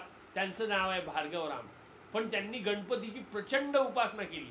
ओम गंग गंग गंग गंग गंग असं 1,00,000 वेळा म्हणले. त्या काळात त्यांनी हवा भक्षण केली आणि पाण्याचा थेंबही भक्षण केला नाही. साक्षात गणपती समोर येऊन उभे राहिले. तंदील तनू आहे, पोट वाढलेलं आहे, अखंड ब्रह्मांड त्या पोटात सामावलेलं आहे. चतुर्भुज आहेत, एक हातात मोदक आहे, एका हातात परशु आहे, एका हातात कमळ आहे आणि एक हात नुसताच खालती सोडलेला आहे. पाय आहेत आणि खालती उंदीर आहे. असं गणपतीचं ध्यान समोर आलं. हत्तीचं तोंड आहे, वाकडी तिकडी सोंड आहे, कान सारखे हलतायत, डोळे तिरके आहेत, डोक्यावर मुकुट आहे. असे गणपती समोर येऊन उभे राहिल्यानंतर त्या गणपतींना या भार्गवरामांनी विनंती केली की मला तुम्ही काहीतरी द्यावं. तेव्हा ते म्हणले ठीक आहे, हा परशु तुला घे. हा परशु त्यांच्या हातात असल्यामुळे त्यांना परशुराम म्हणायला लागले. हा परशुराम जो अवतार आहे त्यांनी 21 वेळा पृथ्वी निक्षत्रिय केली. ती गोष्ट फार तुम्हाला ऐकायची का माहिती आहे?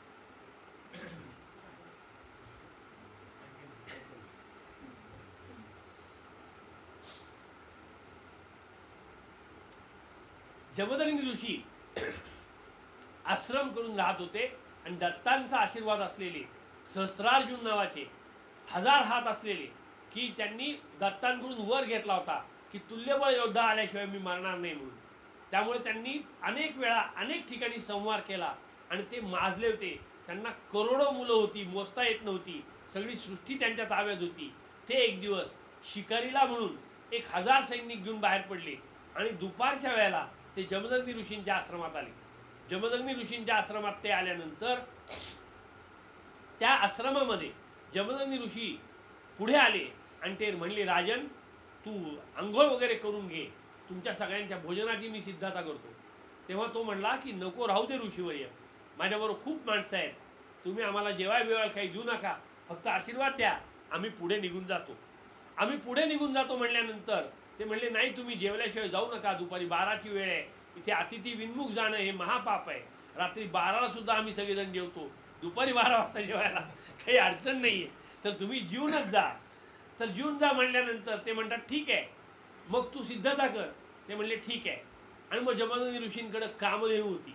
ही कामधेनू जी होती तिची त्यांनी प्रार्थना केली आणि प्रार्थना केल्यावर 1000 लोकांना पंचपक्वान्नाचं जेवण तयार झालं आणि सगळेजण गरम गरम वाफाळणारा वरण भात, केशरी भात, पंचामृत, खीर, विड्याची पानं, केळीच्या पानावर भाजलेलं जेवण, अशी सर्व सिद्धता झाली. 1000 जण तृप्तपणे जेवले. जेवल्यानंतर त्यांनी विश्रांती घेतली. ती विश्रांती घेतल्यानंतर जमदग्नी ऋषी परत हात जोडून त्यांच्या पुढे उभे राहिले. तेव्हा ते सहस्त्रार्जुन म्हणले की अहो, एवढ्या कमी वेळात तुम्ही एवढ्या सगळ्या लोकांना ब्राह्मण असून जेवायला कसं घातलं, हे काय केलं तुम्ही जादू. तेव्हा ते म्हणले, माझ्याकडे कामधेनू आहे, ती गाय मला वाटेल ते देते. मग एवढी चांगली गाय तुमच्या काय कामाची आहे म्हणले, तुम्ही ब्राह्मण आहात, मी राजा आहे म्हणला, मला ही गाय पाहिजे, ही गाय मला तुम्ही देऊन टाका. तेव्हा जमदग्नी म्हणले, मला द्यायला काही हरकत नाही, पण ही गाय कुठंच जात नाही, काहीतरी खोटं बोलू नका, मी ओढून नेतो म्हणले तिला, कशी येत नाही बघतो, एक गाय न्यायला काय लागतं. आणि मग त्यांनी गाय ओढून न्यायला सुरुवात केली. ती गाय ओढून न्यायला सुरुवात केली तेव्हा त्या गायीच्या डोळ्यातून पाणी येत होतं आणि ती गाय त्यांनी ओढून ओढून ओढून स्वतःच्या राज्यात घेऊन गेले. तेव्हा हे जमदग्नी ऋषीही रडायला लागले, त्यांना काय करावं कळत नव्हतं. तेव्हा रेणुका माता जी होती तिने आपल्या मुलाला हाक मारली, परशुरामा धाव, परशुरामा धाव. तेव्हा परशुराम आला. परशुराम आल्यावर त्यांनी सांगितलं की काय माते, कशा करता आठवण काढलीस. आठवण काढली म्हणली असं असं झालेलं आहे. एवढंच न म्हणला, तू त्या सहस्त्रार्जुनाचा वध करून ये, त्याशिवाय मला शांती लाभणार नाही. त्याने आमच्या इथली कामधेनू चोरून नेलेली आहे, जून खाऊन तो माजलेला आहे. तो म्हटला एवढंच न बघतो. आणि मग त्यांनी सहस्त्रार्जुनाशी तुंबळ युद्ध केलं. त्याचे 1000च्या 1000 हात कापून काढले. किती वेळा, 1000 वेळा. त्याला हात कापला की परत हात यायचा, हात कापला की परत हात यायचा, असं सारखं युद्ध चाललेलं होतं. सूर्यास्त व्हायची वेळ आली, सहस्त्रार्जुन मरत नव्हता.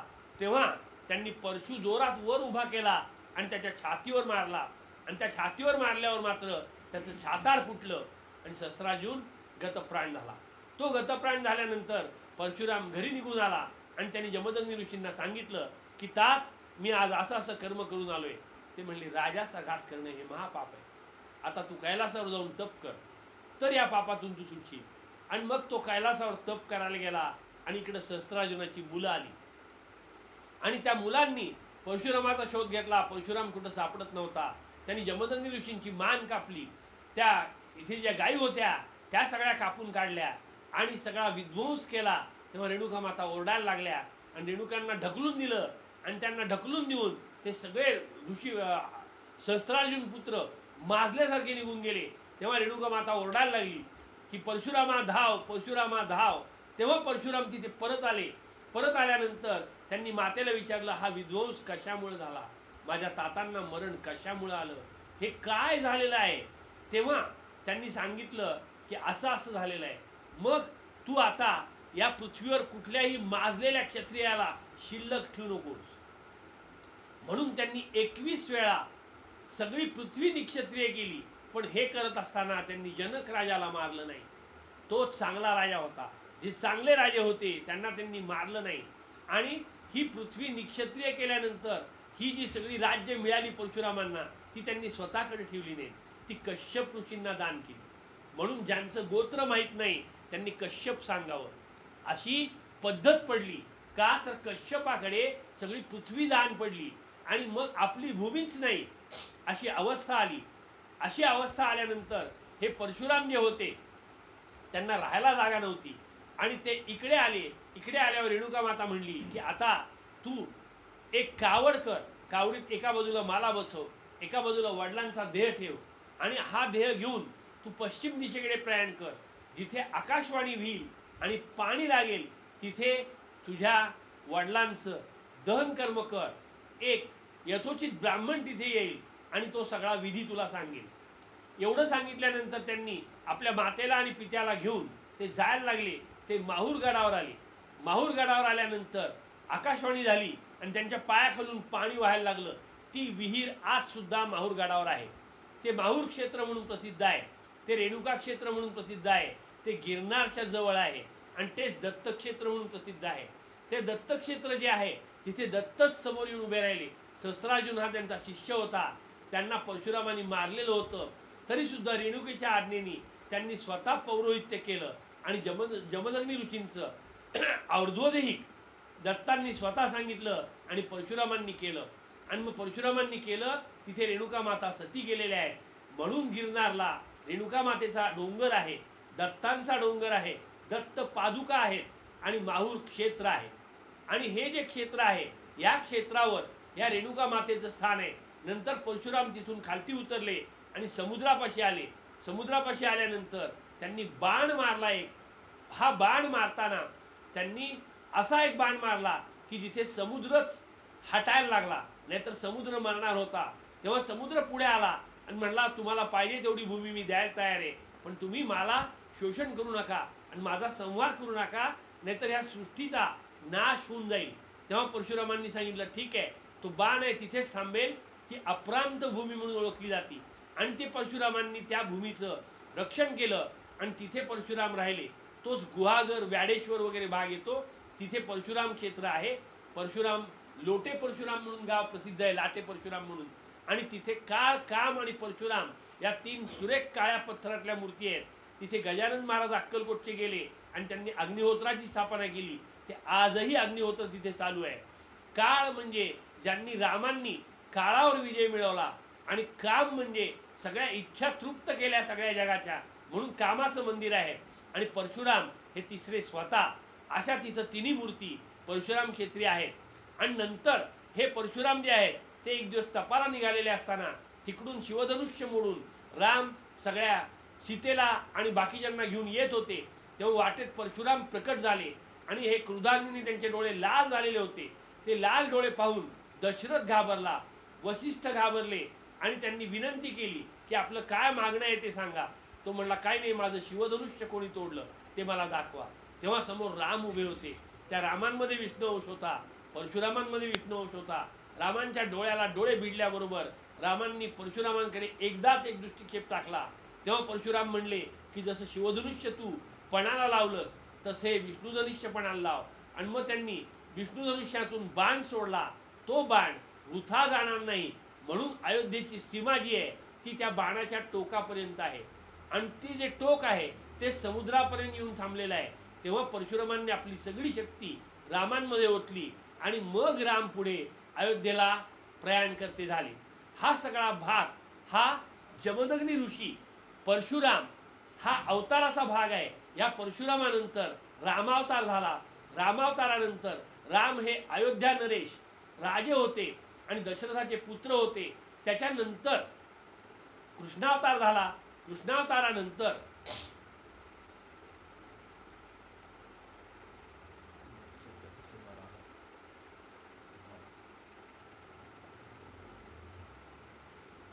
वामन, भार्गव, राम, कृष्ण,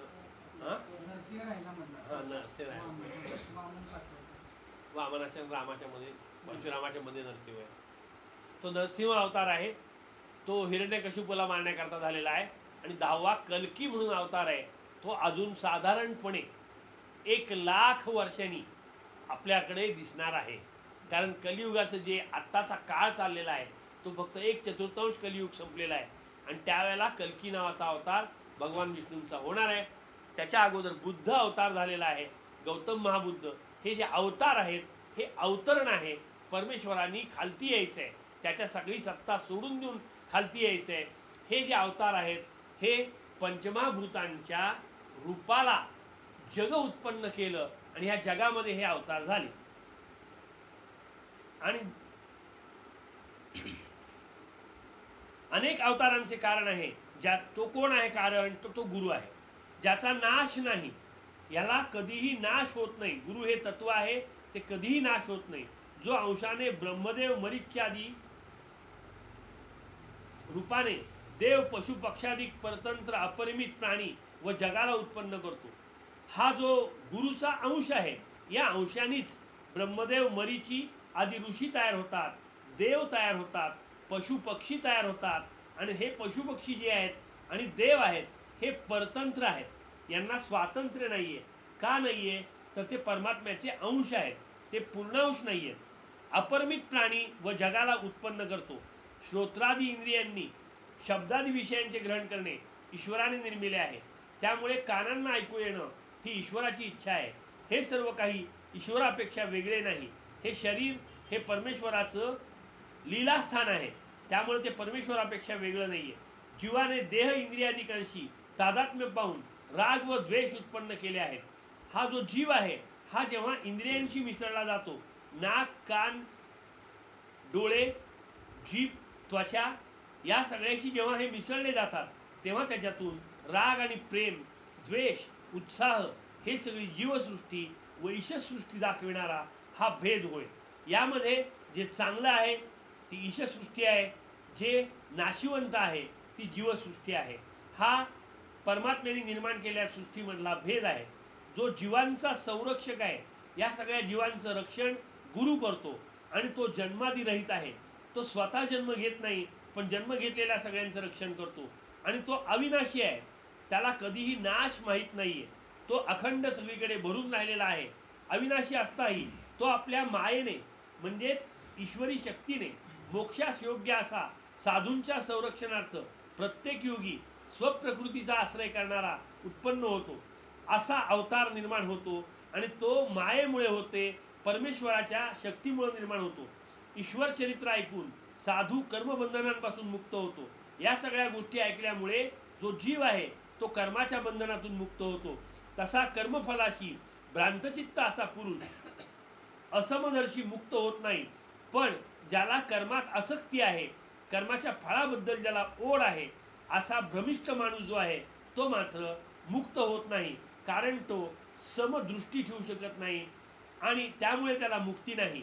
सत्वादी गुणभेदाने, शमाधिक कर्मभेदाने, सत्व रजतम ह्या गुणांच्या वेगवेगळेपणामुळे, शम दम ही जी तप सांगितलेली आहेत त्या तपामुळे आणि वेगवेगळ्या कर्मांमुळे तो अविनाशी चारी वर्णास उत्पन्न करता असा येईल. म्हणजे त्याच्यामुळेच ब्राह्मण, क्षत्रिय, वैश्य आणि शूद्र हे 4 वर्ण उत्पन्न होतात, असंग व औदासीन भावामुळे. पण तरी सुद्धा परमेश्वर गुरु जो आहे तो ह्याच्यामध्ये उदासीन असतो, त्यामुळे ह्याच्यात तो कर्तृत्व त्याच्याकडे नाहीये, तिची फक्त इच्छा आहे. त्याला अकर्ता ज्यांनी जाणला ते कर्म करून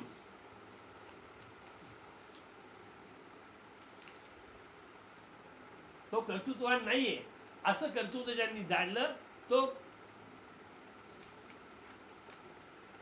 कर्म करूनही बंधनाप्रत पावत नाही.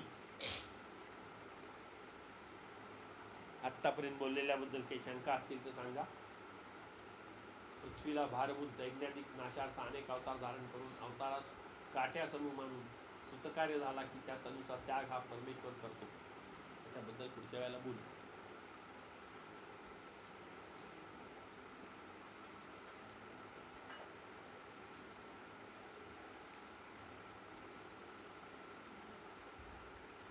आजच्या ह्याच्यामध्ये फार सुंदर विषय झालेला आहे की कर्माचं कर्तृत्व जे आहे आणि कर्माचं जे फळ आहे त्याच्याकडे जर आपली नजर नसेल आणि परमेश्वराकडे नजर असेल तर कर्म करूनही आपल्याला कर्माची फळं भोगावी लागत नाहीत. आणि हे जर परमेश्वर करतोय असं म्हणून आपण कर्म केली तर आपल्याला कुठलीही बाधा होत नाही.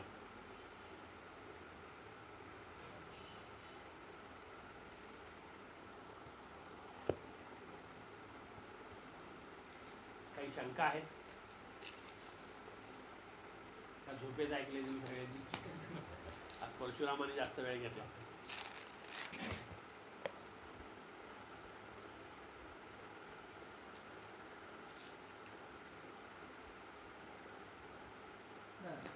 की तुम्ही शरीर, इंद्रिय, नंतर मन, बुद्धी, चित्त, जीव, इथे आत्मा कुठे आहे? ध्यान लागेल ना आत्म्यापाशी गेले. किंवा तुम्ही सर्वांच्या सत्संगामध्ये सांगितलं हे सगळं जीव करतो, हे सगळे जीव करतो. जरी साक्षी असेल ती जी प्रेरक शक्ती आहे का त्या जीवाची? आत्मा हीच प्रेरक शक्ती आहे. जीव हा बुडबुडा आहे. नाही, जीवाकडे कर्तृत्व आहे.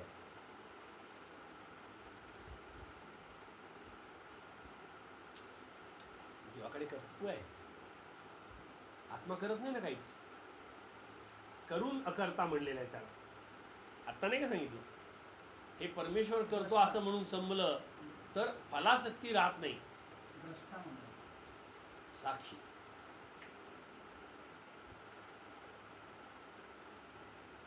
ते डिस्टिंग्विश होत नाही. चित्त चतुष्ट आहे, मन चतुष्ट म्हणून आपण हे जे जीवाबरोबर जातं, माणूस मेल्यानंतर म्हणजे मरण किंवा हे नाहीच आहे तरी सुद्धा तो जीव ह्या 4 गोष्टींनी घेऊन जातो. चित्त, अहंकार, बुद्धी आणि मन. बुद्धीला नाही घेऊन जात, मनाला घेऊन जातो. मग चित्तामध्ये ते पूर्व मनात चित्त मन एकच आहे ना, सगळं एकच.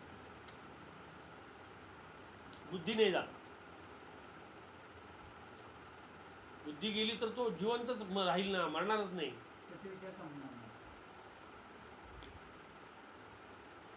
तुझा प्रश्नच कळला नाही व्यवस्थित. परत एकदा तू चिंतन कर, परत एकदा प्रश्नच विचार मला. जीव आणि आत्म्यामधला फरक मला हवा.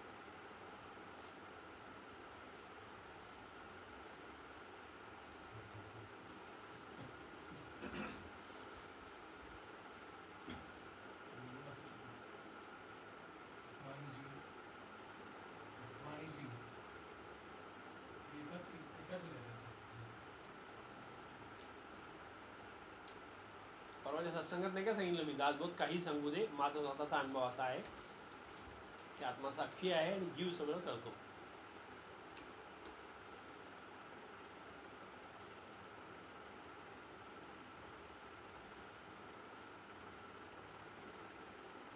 म्हणजे आता असं एक उदाहरण की झोपेमध्ये तू म्हणता की तो झोपतो, म्हणजे साक्षी तो आहे, म्हणजे आत्मा जागा असतो, शरीर झोपतो. जीव काय करतो त्यावेळेस? तोही झोपतो का? खाजवतो, रक्त हलवतो, मेंदूतले विचार खालती सोडतो, स्वप्न पाडतो.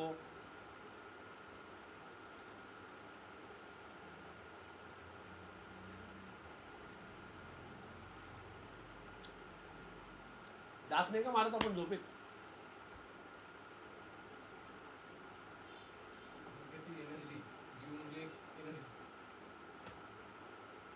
शक्ती वेगळी, तिथं जीवाचा काही संबंध नाही. आत्मा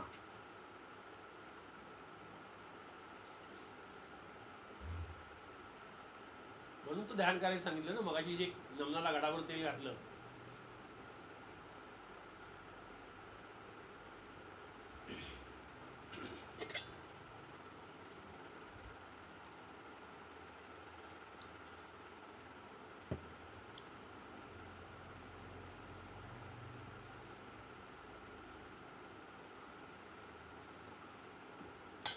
सर परत परत सांगतोय मी, तुम्ही इथे शिष्य म्हणून या, शिक्षक म्हणून येऊ नका. आत्तापर्यंतच्या आयुष्यात जे सगळं वाचलेलं ते विसरून जा. मी सांगतोय ते ऐका. तुमचा हा जो विचार आहे की जीव म्हणजे शक्ती, हे तुम्ही कुठेतरी ऐकलेलं आहे. मी तर नक्कीच सांगितलेलं नाही, त्याचं मी डिनाय केलं नसतं. तर इथे तुम्ही ऐका, ह्याच्यावर चिंतन करा, मनन करा, निधिध्यासन करा, जप करा, साधना करा, आणि मग तुम्हाला जर शंका आली तर विचारा तुम्ही.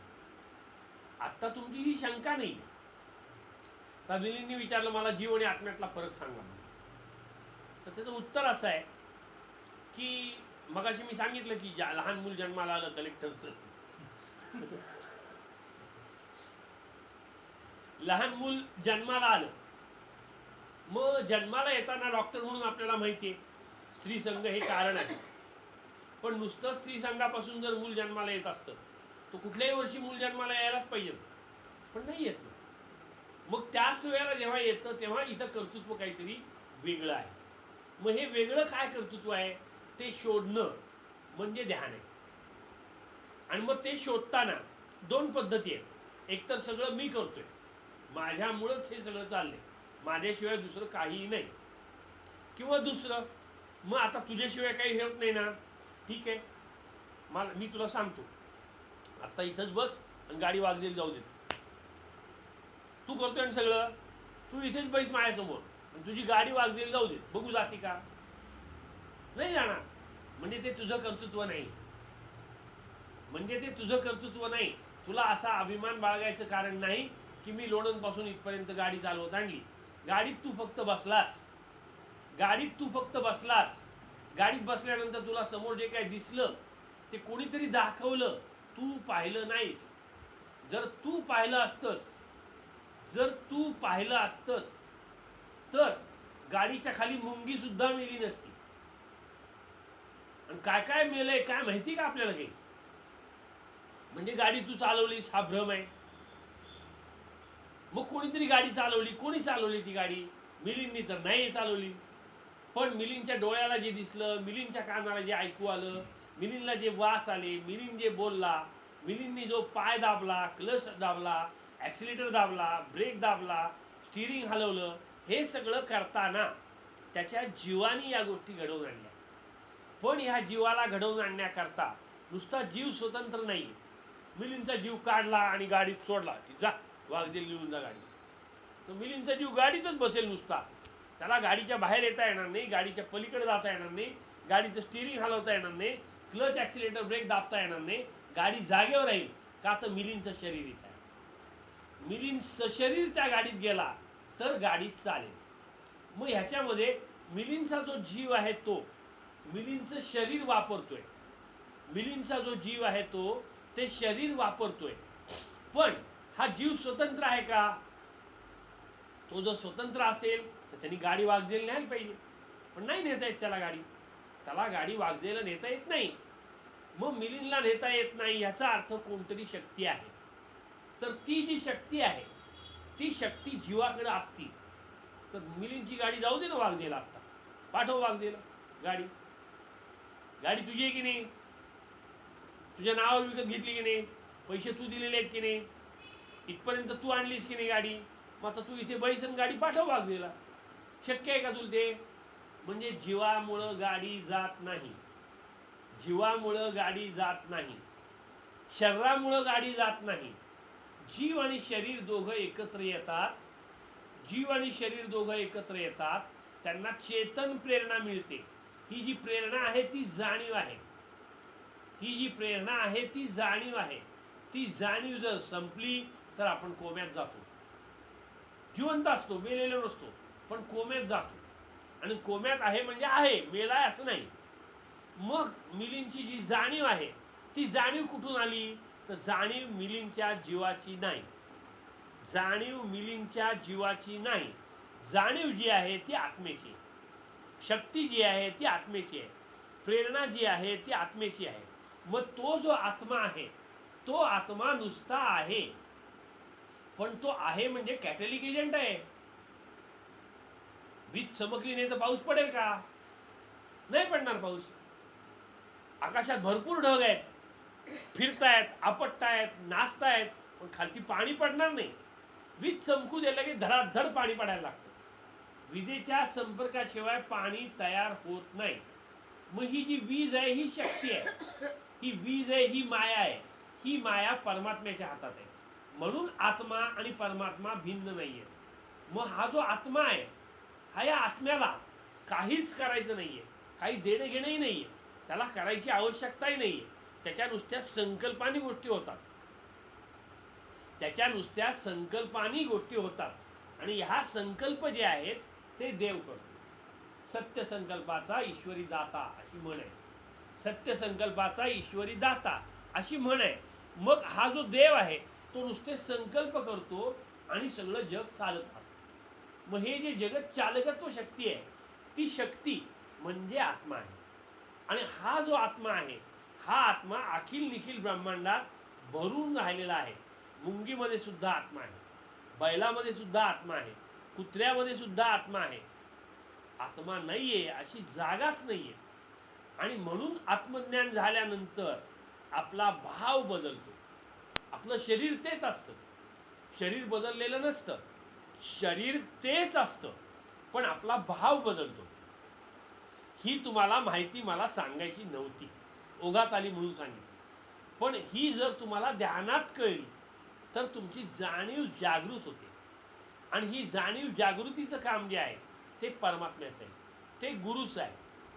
आणि हा जो गुरु आहे हा हे सतत करत असतो, डिवचत असतो. तो त्याला हे सांगायचंच असतं आणि तो हे समजावण्याकरताच आलेला असतो. त्याला आत्ता आपण वाचलं की तो अविनाशी आहे, त्याला नाशच नाहीये, तो निर्माण पण झालेला नाहीये. तुझे अवतार वगैरे जे आहेत ते सगळे हे पंचमहाभूतात्मक पुरुष निर्माण करतो. म्हणजे जी आपण प्रकृती पुरुष शिकलो सांख्यांच्या सत्कार्यवादानुसार, तिथं त्या पुरुष जो आहे त्या पुरुषापासून ही सगळी हे आहे. त्यामुळे तो जो पुरुष आहे तो पुरुष म्हणजेच आत्मा, तो पुरुष म्हणजेच परमात्मा, तो पुरुष म्हणजेच वाग्देव, तो पुरुष म्हणजेच गगनगिरी, तो पुरुष म्हणजेच गणपती, तो पुरुष म्हणजेच दत्त, तो पुरुष म्हणजेच शक्ती. मग ही जी जाणीव आहे आपली ती जाणीव जागी करण्याकरता आपल्याला ध्यान करायचं. आणि हे ध्यान करताना हे शरीर मध्ये लुडबुडतं, त्याची जी लुडबुड आहे त्या लुडबुडीला मन खत पाणी घालत असतं. मन बुद्धी तयार करतं, त्यात विकल्प तयार करतं. डॉक्टर काय सांगतात ते फार मोठे लागून गेले, हे काय आम्हाला कळत नाहीये.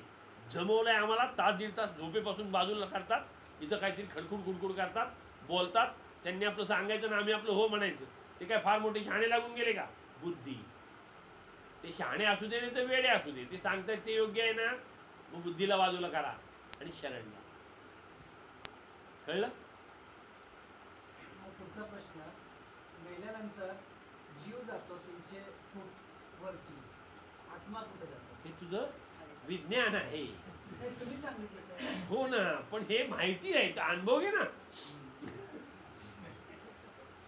सगळंच तुला मी जर सांगितलं तर तुला कसं हे होणार? मी सांगितलं हे सगळं मी अनुभवलं आणि नंतर तुम्हाला सांगितलं, पण माझे अनुभव जे आहेत ते शब्दातीत आहेत ना. हे शब्दातीत अनुभव घेण्याकरता पाया पडायचे रे. हे शब्दातीत अनुभव घेण्याकरता पाया पडायचे. पाया पडायचं म्हणजे काय हे आहे.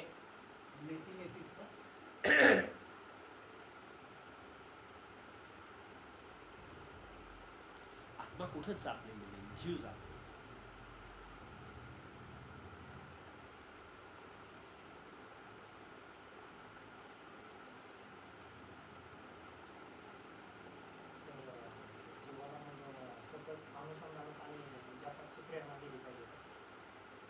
फक्त गुरुचरण गुरुचरण, काही करू नका बा, गुरु आज्ञा पालन. तुम्ही प्रेरणा दिली म्हणजे तुम्ही महान झाले ना, वागदे झाले तुम्ही. आहे का वागदे? तुम्ही कोण प्रेरणा देणार? करणे न करणे करून घेणे याच्या पलीकडे झाले. तुम्ही अक्कलच चालू नका हो. मी आता सरांना म्हणलं ना, शिक्षक बनून नाही शिष्य बनून यायचं. ज्या दिवशी शिष्य व्हाल त्या दिवशी जिंकल. कळायचंच बाकी शिल्लक राहत नाही. एक वेळ गुरु होणं सोपं आहे, शिष्य होणं अवघड आहे.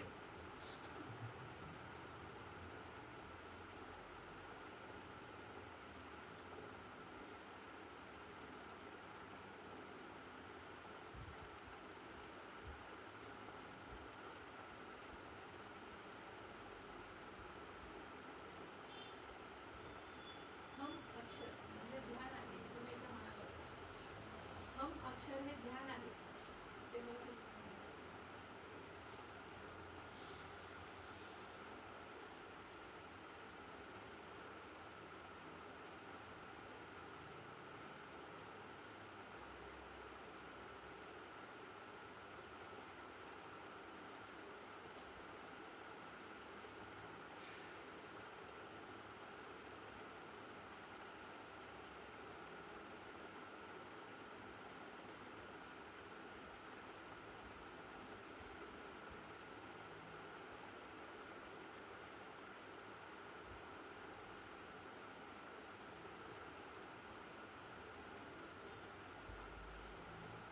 ध्यानाकरता आपल्याला काहीतरी सिम्बॉल पाहिजे, म्हणून ते हुम हे आहे. आचार्य रजनीशांनी त्यांच्या शिष्यगणांमध्ये जी लोक होती त्यांच्याकडून सगळी वाद्य मिश्र एकत्र करून घेतली, की काही तंबोरीचे, काही गिटारचे, काही सतारीचे, काही पेटीचे, काही बासरीचे, असे सगळे स्वर त्यांनी एकत्र मिसळले. स्वर ही जी गोष्ट आहे ही आपल्याला समाधीप्रत नेणारी आहे. स्वर ही जी गोष्ट आहे ती आपल्याला समाधीप्रत नेणारी आहे. मग हे स्वर यामध्ये काय जादू आहे, तर स्वर म्हणजे वर्णमाला आहे. स्वर म्हणजे वर्णमाला आहे. ती कुठली वर्णमाला आहे, कुचुटू चुपू एव कख गंग चच जजन टटडन तथदन पप पम यर लवश हळक्षज्ञ, ही जी वर्णमाला आहे ही वर्णमाला म्हणजे स्वर आहे. मग हे स्वर जे आहे यांची उत्पत्ती अनेक वेळा सांगितलेली आहे, पण ही उत्पत्ती येताना त्याची व्याख्याच अशी आहे की आकाशस्य अप्रतिघाता शब्दा, म्हणजे अवकाशाला अडथळा निर्माण झाला की शब्द तयार होतो. मग हा जो शब्द तयार होतो तो शब्द कसा तयार होतो, तर आपल्याला हे शब्द ऐकायची सवय आहे. आपल्याला असं वाटतं की डॉक्टर बोलतायत आणि आपण ऐकतोय. डॉक्टर बोलतायत आणि आपण ऐकतोय ही आपली कल्पना आहे. डॉक्टर बोलतायत आणि आपण ऐकतोय ही आपली कल्पना आहे. जर तुला आत्ता अभिषेक उठून दंगा करतोय अशी आठवण आली, डॉक्टरांनी कितीही कंठस्नान घालू देत, तू त्या अभिषेककडे जाऊन बसणार. तुझ्या काहीही लक्षात येणार नाही. का, तर अभिषेक प्रती असलेलं तुझं जे प्रेमाचं धागा आहे तो धागा तुला हे डॉक्टरांचं बोलणं ऐकून देत नाही. म्हणून रजनीशांनी काय केलं, हे जे स्वर आहेत हे स्वर एकत्र गुंफले आणि ते गुंफल्यानंतर त्यांनी एक ध्यान शोधून काढलं. ते ध्यान त्यांनी काय शोधून काढलं, की तुम्ही सगळेजण मी जेव्हा येऊन उभा राहीन तेव्हा तुम्ही उठा आणि नाचायला लागा. बसा, झोपा, हातपाय हलवा, ओरडा, हसा, रडा, चावा, रागवा, लाथा घाला, जे काय वाटतं ते करा. ते करा. मी इथे येऊन उभं राहिल्यानंतर किती 10 मिनिटं. 10 मिनिटानंतर ते संगीत चालू होईल. ते संगीत चालू झाल्यानंतर ते जे स्वर आहे ते स्वर सगळ्या वाद्यांची मिसळलेले आहेत. त्यामुळे त्याची काहीतरी वेगळीच व्हायब्रेशन्स आहेत आणि ती जी व्हायब्रेशन्स आहेत ती व्हायब्रेशन कॉमन नाही आहेत. आत्तापर्यंत संगीतशास्त्र जे आहे ते कंपनावरच उभं आहे. आपण पेटी वाजवतो म्हणजे काय करतो, तर ते जे पेटीचे स्वर असतात ते दाबतो आणि भाता हलवत असतो. या भात्यामध्ये हवा येते आणि ती हवा त्या स्वरावरती आवाज करते आणि मग ते स्वर बाहेर पडतात पेटीतून. हे स्वर किती आहेत, तर 7 आहेत. सारे गम पद नि सा. हे स्वर बासरीमध्ये आहेत, हे स्वर सतारीमध्ये आहेत, हे स्वर तंबोऱ्यामध्ये आहेत. मग हे स्वर जे आहेत यातलं तंबोरा आणि सतार हे तंतुवाद्य आहे आणि पेटी हे तंतुवाद्य नाही आहे. तंबोरा आणि सतार हे तंतुवाद्य आहे. मग तंतुवाद्य का म्हणतात त्याला, तर त्याच्यामध्ये एक तार आहे आणि त्या तारेमध्ये जेव्हा आपण ब्लेडनी कंपन तयार करतो तेव्हा मंद्र सप्तक आणि दीर्घ सप्तक आणि मध्य सप्तक असे 3 स्वरांचे उच्च, मध्यम आणि लहान असे पातळी तयार होतात आणि त्याच्यातून जी कंपनं बाहेर पडतात त्या कंपनातून सारे गम पद नि सा असे 7 स्वर बाहेर पडतात. हे जे स्वर आहेत हे पेटीचे स्वर वेगळे आहेत, तंबोऱ्याचे वेगळे आहेत, सातारीचे वेगळे आहेत. सातारीचे आणि तंबोऱ्याचे तंतुवाद्याचे आहेत. पेटीचे जे आहेत ते हवेतून तयार होणारे स्वर आहेत आणि हे सगळे स्वर जे आहेत ते अवकाशाला अडथळा झाल्यामुळेच तयार होतात. आपण जेव्हा बासरीमध्ये फुंकतो हवा आणि फुंकलेली जी हवा आहे ती हवा त्या बासरीच्या पोकळ्यातून बाहेर पडत असते. मग ती बाहेर पडताना आपण 7 भोकावरती बोटं ठेवतो. ती बोटं ठेवताना आपण ती जी बोटं आहेत ती हलवत असतो आणि मग त्याच्यातून सा रे ग म प ध नि सा हा आवाज तयार होतो. मग हा जो आवाज आहे हा बासरीचा आवाज आहे, पण ह्या बासरीचा सुद्धा कर्णकर्कश आवाज आहे, मृदू आवाज आहे, मध्यम आवाज आहे, 3 सप्तकातले आवाज आहेत या बासरीचे सुद्धा. मग ह्या बासरीमध्ये बासरीच भगवान श्रीकृष्णांनी का धरली आहे त्याच्या मग एक गणित आहे. ही जी बासरी आहे त्याच्यामध्ये त्यांना असं सांगायचंय, बासरी तर फक्त बांबूची आहे, बांबूची पोकळ काडी आहे, आणि त्या काडीमधून ते हवा फुंकत असतात, आणि ती हवा फुंकताना ती आवाज बोटातून तयार होतो, आणि तो आवाज बाहेर पडत असतो. मग तो बाहेर पडताना ते भगवान श्रीकृष्णांची राधा प्रिय आहे, रुक्मिणी प्रिय आहे, सत्यभामा प्रिय आहे, बाकीच्या 16,108 प्रिय आहेत, पण या सगळ्यांपेक्षा बासरी प्रिय आहे. का तर ती कायम ओठावर जाऊन बसली आहे श्रीकृष्णांच्या. मग श्रीकृष्णांच्या ओठातून जी हवा बाहेर पडते त्याच्यातून कर्ण मधुर स्वर बाहेर पडतात.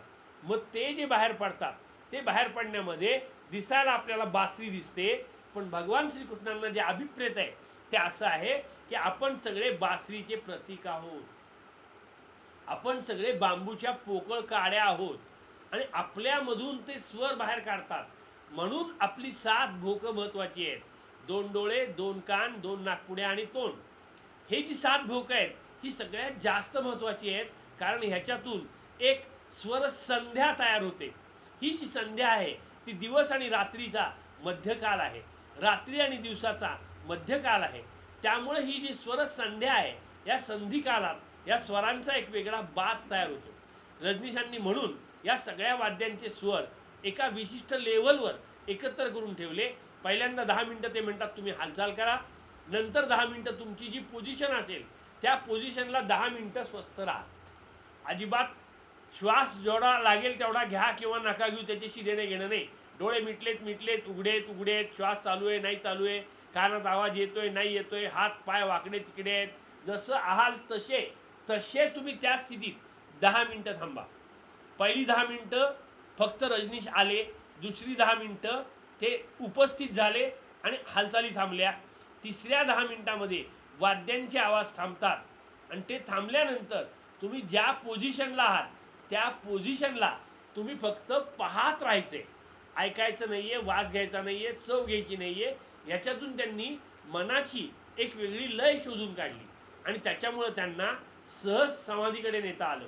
हे रजनीशांनी शोधून काढलेलं समाधीचं तंत्र होतं. आणि हे तंत्र काढताना पुरुष बाया सगळेजण एकत्र असायचे, त्याच्यातून सगळा गोलंकार झाला आणि त्याच्यातून सगळं बिघडायला लागलं.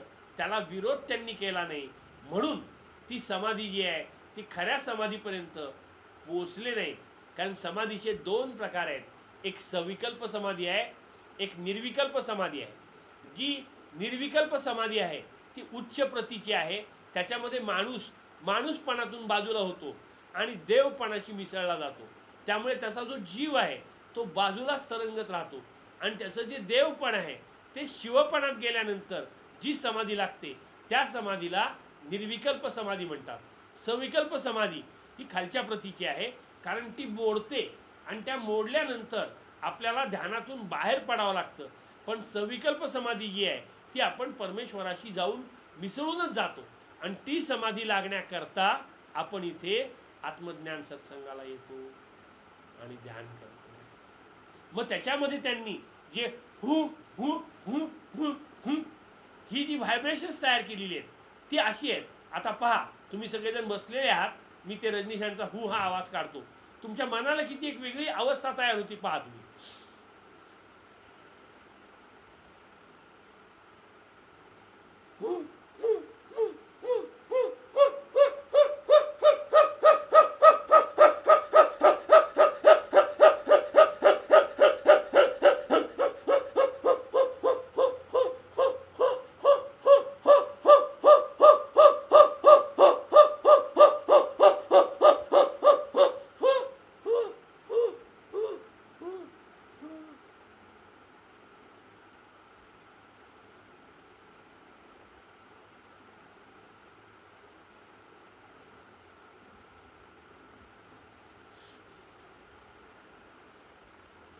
थोडीशी संचाराच्या वेळेला अशीच अवस्था तयार होते.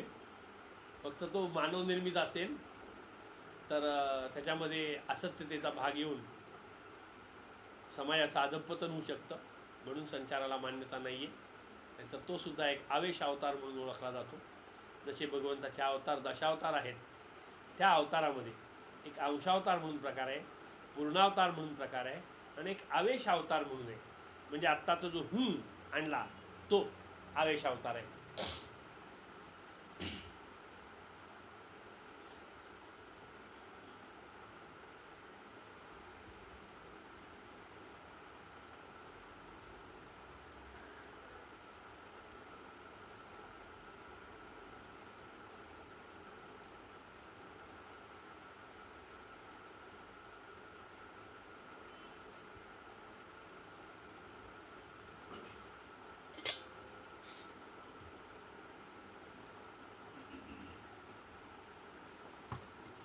ग्रेट माणूस होऊन गेला पृथ्वीवर आचार्य रजनीश.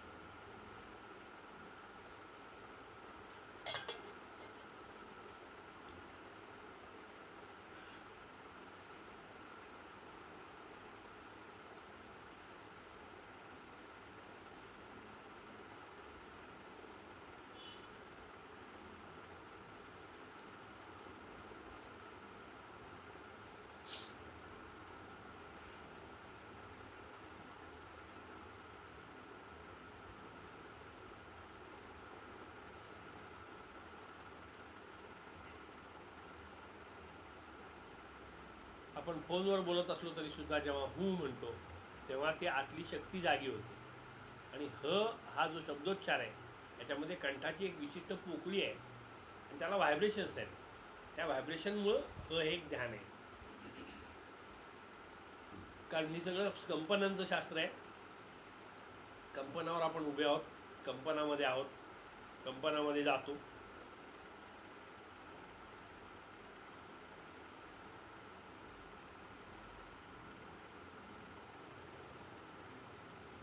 त्याच्यावर मी एक कविता केलेली आहे पण आठवत नाही आहे मला आता. सप्तसुरांची जिथे एकता, समाधी याहून काय फरता.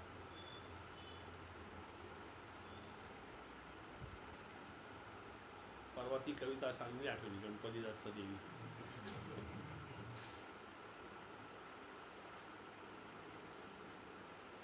माझ्या एकदा कवितांची वही बघ शोधून कुठेतरी, 100-150 कविता आहेत त्या.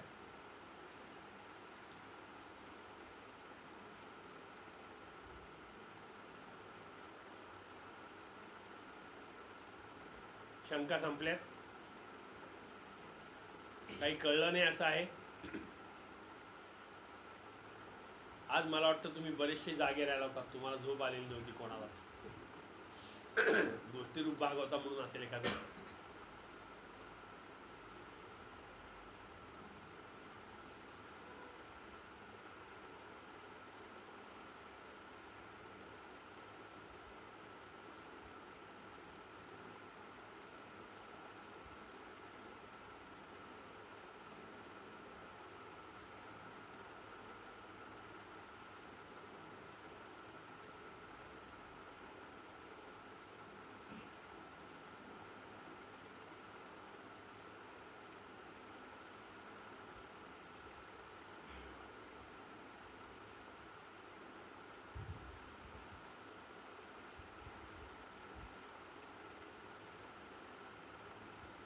आपण सगळे श्रीकृष्णाची बासरी आहोत.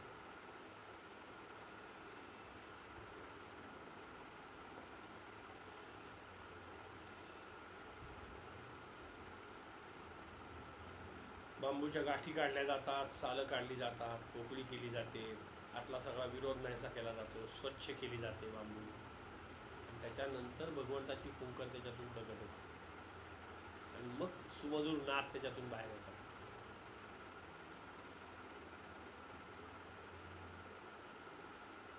राधेचं आणि बासरीचं एकदा भांडण झालं होतं. माझ्यापेक्षा तू श्रीकृष्णाच्या जवळ आहेस.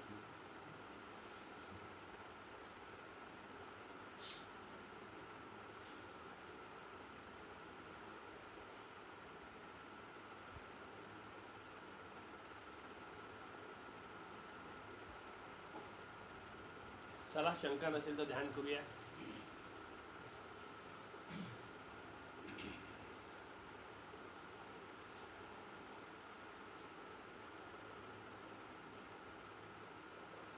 मग अशी सांगितलं तसं शरीर सोडून द्यायचा प्रयत्न करा. तुम्ही कोणाच्या अंगावर पडलात तरी मी तुम्हाला धरायला येईन, तुम्ही काळजी करू नका.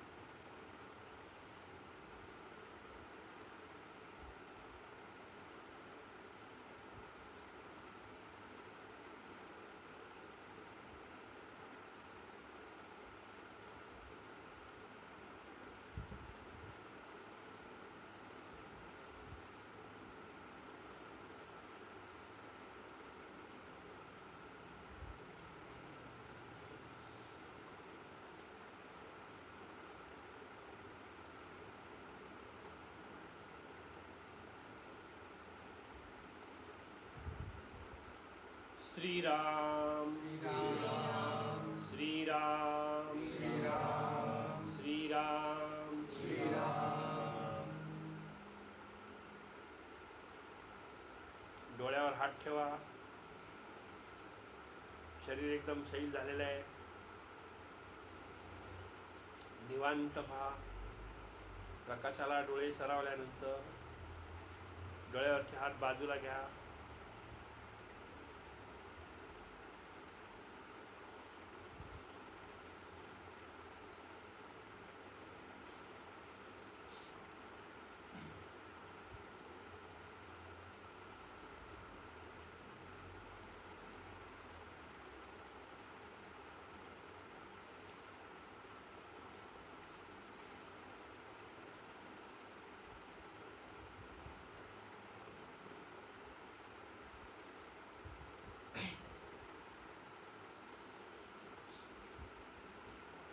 कोणाला अडचण?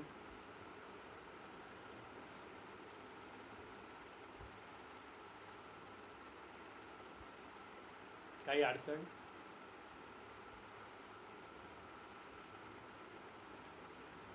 तुम्ही घरी सराव करता हा रोज? घरी काही जास्त वेळ होतं, कमी वेळ होतं?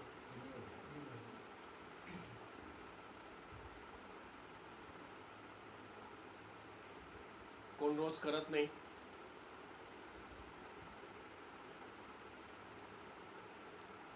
त्यांनी पुढच्या सोमवारपासून येणं बंद करून टाका. त्याला गरज नाहीये.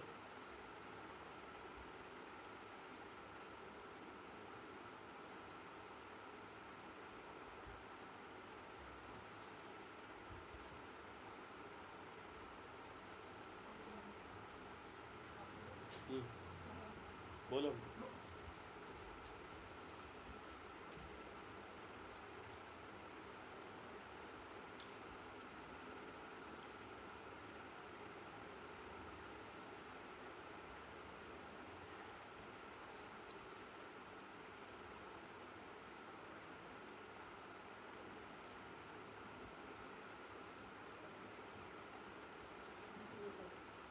येतो.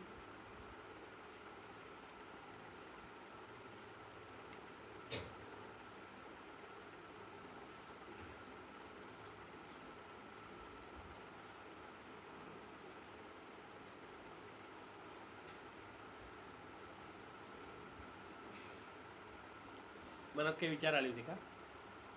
पप्पाही एवढं असा प्रयत्न करत हा, मग नेहमी लक्षात ठेवावं.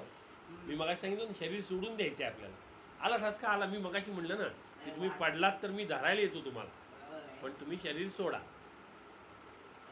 डिस्टर्ब नको व्हायला म्हणून ते दाबायला ते बर्वे साहेब असंच म्हणले डिस्टर्ब होतोय म्हणून, पण झाला तर झाला डिस्टर्ब. आपल्याला देणे घेणं नाही, आपलं ध्यान लागलं पाहिजे. सगळ्यांचं हे होतं. काही नाही होत. ज्यांना डिस्टर्ब होतो त्यांना ध्यान करायचंच नसतं. मी आता त्यांना तेच म्हटलं की जे करत नाहीयेत त्यांनी येणं बंद करून टाका.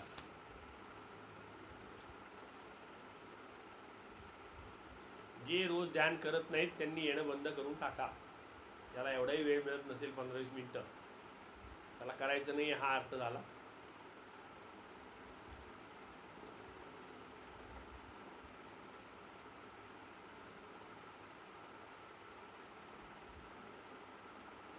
जे करतायत त्यांना काही अडचणी येत आहेत?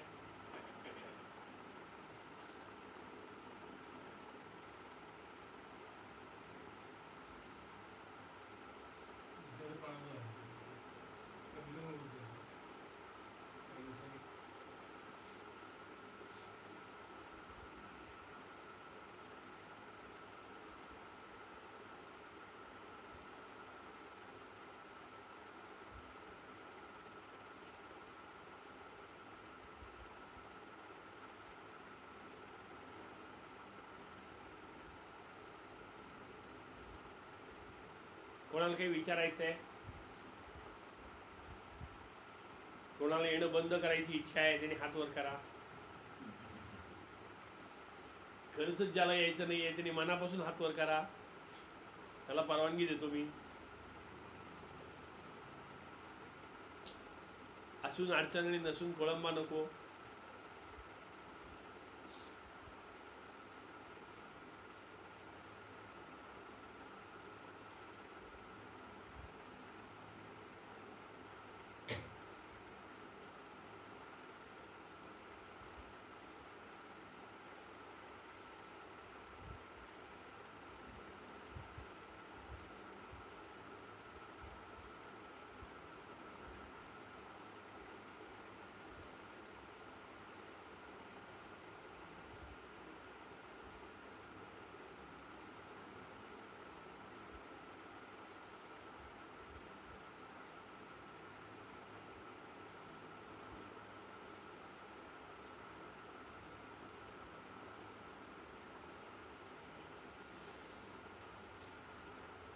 श्रीराम श्रीराम श्रीराम श्रीराम श्रीराम सद्गुरुनाथ महाराज की जय। श्री परम पूज्य गगनगिरी महाराज की जय। श्री ब्रह्म चैतन्य गोंदावलेकर महाराज की जय। श्री पद्मावती महालक्ष्मीचा श्री वाग्जय माता की जय। श्री योगेश्वरी माता की जय। सब संतन की जय। सब भक्तन की श्री राम श्री राम श्री राम।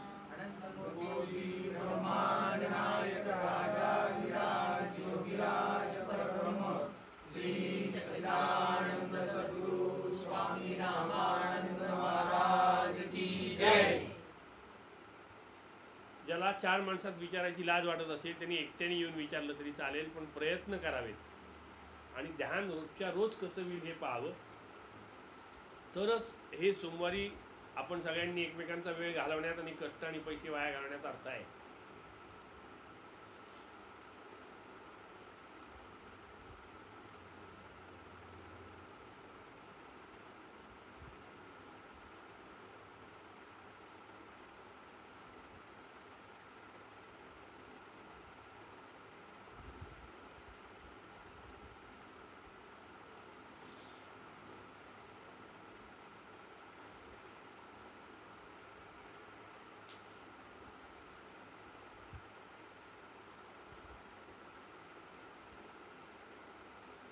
ध्यानाला लागल्यावर झोप येते असं कोणाचं होतं का?